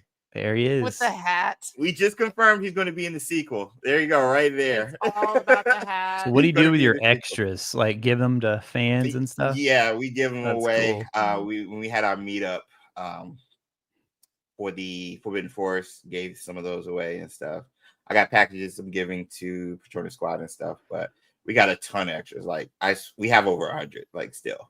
After we've given away, because we keep opening them. Yeah, we keep opening them. It's a regular thing. Yeah. So if we're unable to get rid of them at the pace we're opening them, then it's just going to keep ballooning. But it's fun. It's been a thing we've been doing for the past 4 years, so almost 5, which is crazy. That is wild. That's crazy to think about. Time flies. I know, right? Merlin was offended not being mentioned today, so he's showing up. Yeah, that's what it is. But anyway, Retro, thank you so much, bro, for coming through and everything. Appreciate it. Always good to join you guys. Yeah, let everybody know where they can follow you. Where can we get your content? I know you got like 2 channels at least. Where can we find you? Retro Rectantour, that's the main one, and then Retro R2 if you enjoy hunting PlayStation trophies. Ooh. Had some fun adventures over there. Harry Potter games too, so it kind of like bridges the gap between Wizarding World and gaming. Yeah. It would be nice if you see the premiere of the Forbidden Forest video on Monday. Ooh, I was thinking about posting it on Thanksgiving. I'll see if I can have it by Monday. I'll see if I can do that. I'll see what I can do, Cindy. That's a great idea, though. That's a great idea. I was thinking about doing it on Thanksgiving, but I'll see what I can do. No promises. But yeah, we'll make sure to have the links for Retro's channel in this description below. I know they've been spamming in the chat as well, but go check out the content. Always great. And he's playing other games as well, which is very fun games I have not played yet. So if you guys are into other games not in the Wizarding world, definitely go check him out with his Let's Plays and stuff. And if you are, he's going to have a lot of Harry Potter Let's Plays coming up for the channel. Posting all the Harry Potter Let's Plays. All of those. So yeah, it's always a good time. Hopefully we can get Ben and Retro and everybody else on the next one and stuff. But if not, we'll see what we can do. We'll be back Monday. No Wizarding Wednesday next week due to the holiday, but we'll be back Monday with a special Merlin Monday, and we'll have some fun there before the holiday week. So it's going to be a blast. But hope you guys have a great rest of your evening or night or morning, wherever you are in the world. Yeah, wherever you are in the world, I hope you're having a good day. But we're going to get out of here. We'll see you in the next one. Bye, everybody. Next time.